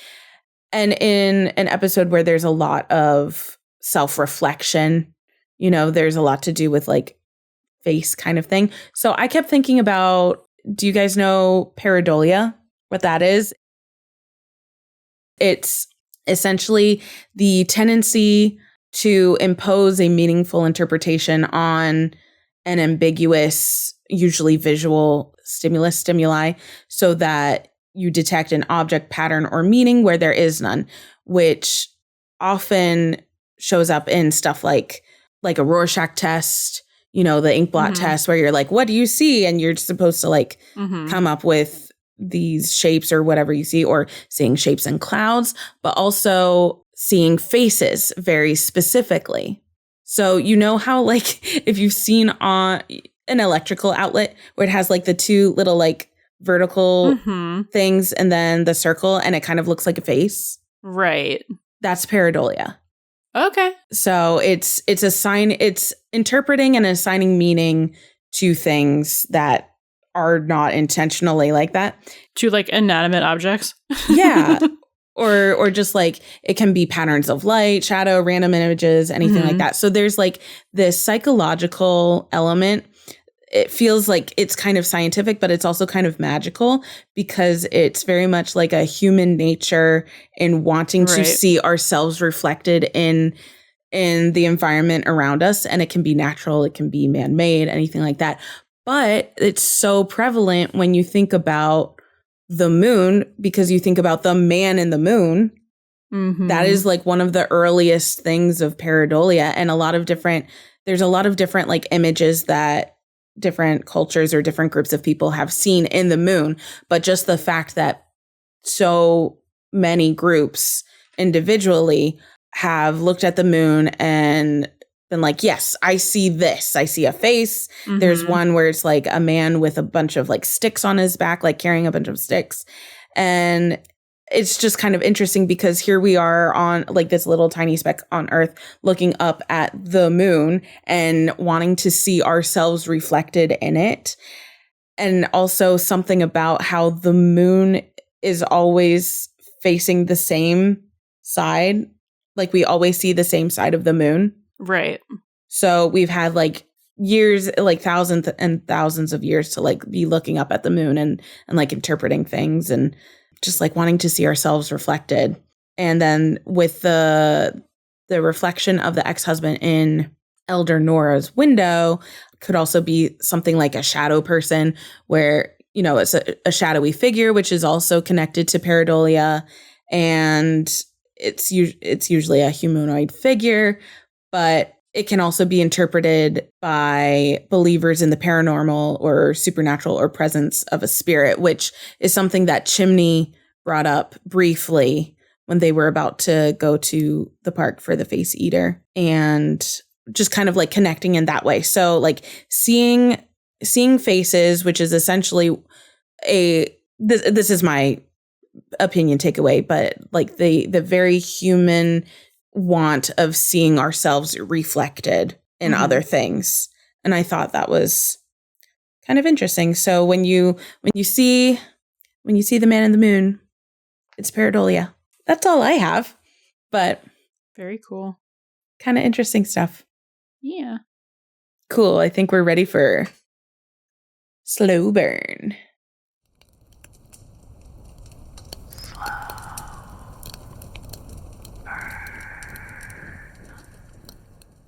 So, super weird that the first time we see Buck low-key flirt with a man, someone he's treating for a tapeworm, but go off, I guess. So yeah, this scene is just, you know, as we talked about, really, really funny. But it is a queer couple. It's a man and a man, and I don't know if they're married, but they're living together. And they give off very married vibes. Yeah. But Buck is, you know, obviously down with the patient, the one who is suffering, feeling like an alien is going to burst out of him. And like in the middle of like him talking about like how like he feels like he's going to die and something's going to explode out of him, he's like, I try not to eat, like he's talking about his like eating habits. They're talking about sushi, and he's like, oh, I try not to eat like, I don't remember if it's carbs or something. Yeah, he says he's not trying to eat carbs. He's Yeah. But anyway, so then he looks at Buck and he's like, what's your body fat percentage? After they like talk about like, oh, I make this and I think this is good. Oh, me too. Like, like they're swapping. Sirs? Like something is literally, like you said, you felt like something was gonna chest burster out of you. Like, is this the moment to be having, as Bobby calls it, the world's most interesting conversation? I love that he said that. It's so sarcastic. Yeah. It's like, can you please pack it up? Like, I thought we were done with this. I really thought it was funny when he was talking about, when he was saying, no, pull the tapeworm out of me, like in the ambulance. Because he was like, I don't want to go to the hospital because they'll put me on these drugs. And like it turns very image conscious. What did he say? He turn my pee burnt sienna. Buck's like, what? And he's like, brown. Dark brown. It's dark brown. Very specific, but I don't know. I just enjoyed this scene because there was really awkwardly timed flirting in my perception, and then I don't know if like both of them kind of clocked him or what, and thought that he would understand what burnt sienna was. And then we're just like fucking annoyed that he didn't. Well, then it wouldn't be the first time. Actually, this would be the first time that someone clocks him. Maybe. True. Maybe. Someone outside like the inner circle. Yeah. Oh yeah, someone outside the yeah. Because I think we like agreed that we think Ken has her suspicions. Mm-hmm. Her suspicions. Yeah, and it's something, it's just like so very like image conscious that like they connect to on that, which is interesting because also like we know Buck is like so much of a deeper character as well. Yeah. So it's like, I don't know, dual nature in that way, like surface and then what's below. I don't know. Well, because the surface is very much giving fuckboy, but not wrong. That is not what he is. But yeah, it is. All of the thoughts have left my brain. We have a note here. I feel like this is Syl's note. Foreshadowing? Of the foreshadowing. Did we already talk about that? I don't even know why. If that was my note, I don't know why I wrote it. Were you putting it here because you were saying it's foreshadowing him getting a child next season?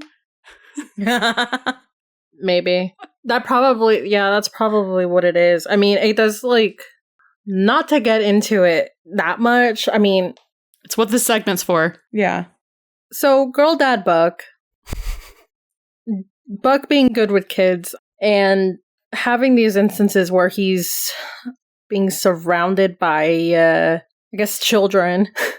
I think it does kind of like foreshadow that he is going to have some kind of relationship with a child. Mm-hmm. Let me rephrase that. I think it's going to foreshadow that he is going to develop a bond with a child, probably in season 2. Not even probably, it is. It's just going to happen. This is a fucking rewatch podcast.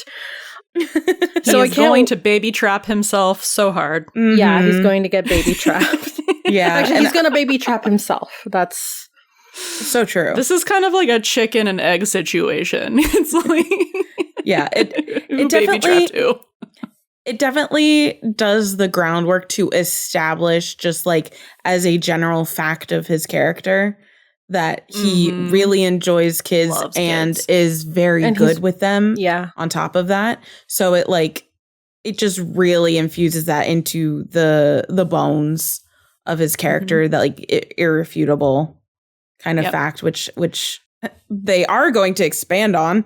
So that when he's in a fire truck and he says, "I love kids," it's not a random thing that he's saying. He really loves them. He really does. And we've seen it. Mm-hmm. This is one of those we're being shown and then it's just being backed up by being told later on. Yeah. That's what it is. They're like, we have receipts. No, but I really love that they like introduced that like here or in season 1. They show him like interacting really like excited with kids and children, and it's like it's just one of those like character traits that I don't think you think of until obviously it's being shown to you. So I'm really glad that they took this small thread, because it's not too small, but it is like, I think this episode's the only instance, I think, so far, unless there was another one that I can't remember, because the pilot had the baby in the pipe. Oh, yes. Yeah. And that I think was like the foundational layer. I mean, granted, he was saw kind the of internet like, lose their minds probably with the baby in his arms. Give us more of that in the pipe. Yeah, and then the little girl in the pool from the electrified pool. Yep. So I'm really glad that they took some of these instances that you see in season 1 and they expanded on it by giving him a child that he can interact with in future seasons. The end. Well put. All right, I think that about does it. I think that Yeah. about does it for this episode. Remember, don't go on a tapeworm diet. But if you do, take a buddy with you. Oh woo! Oh woo! Howl at the moon. Thank you for listening to the Buddy System podcast from start to finish. We literally cannot shut up about 911, so please come talk to us on your favorite social media platform. We're at Buddy System Pod everywhere. That's BUDDIE System Pod. Leave a 5-star review on Spotify or Apple Podcasts to get a personal shout out in the next episode. The Buddy System is a Nerd Virgin Media production featuring music from Divinity. Can't get enough of the buddies? Subscribe to our Patreon for access to exclusive content in our Discord community. Catch you next time, and don't forget, Bring a buddy with you.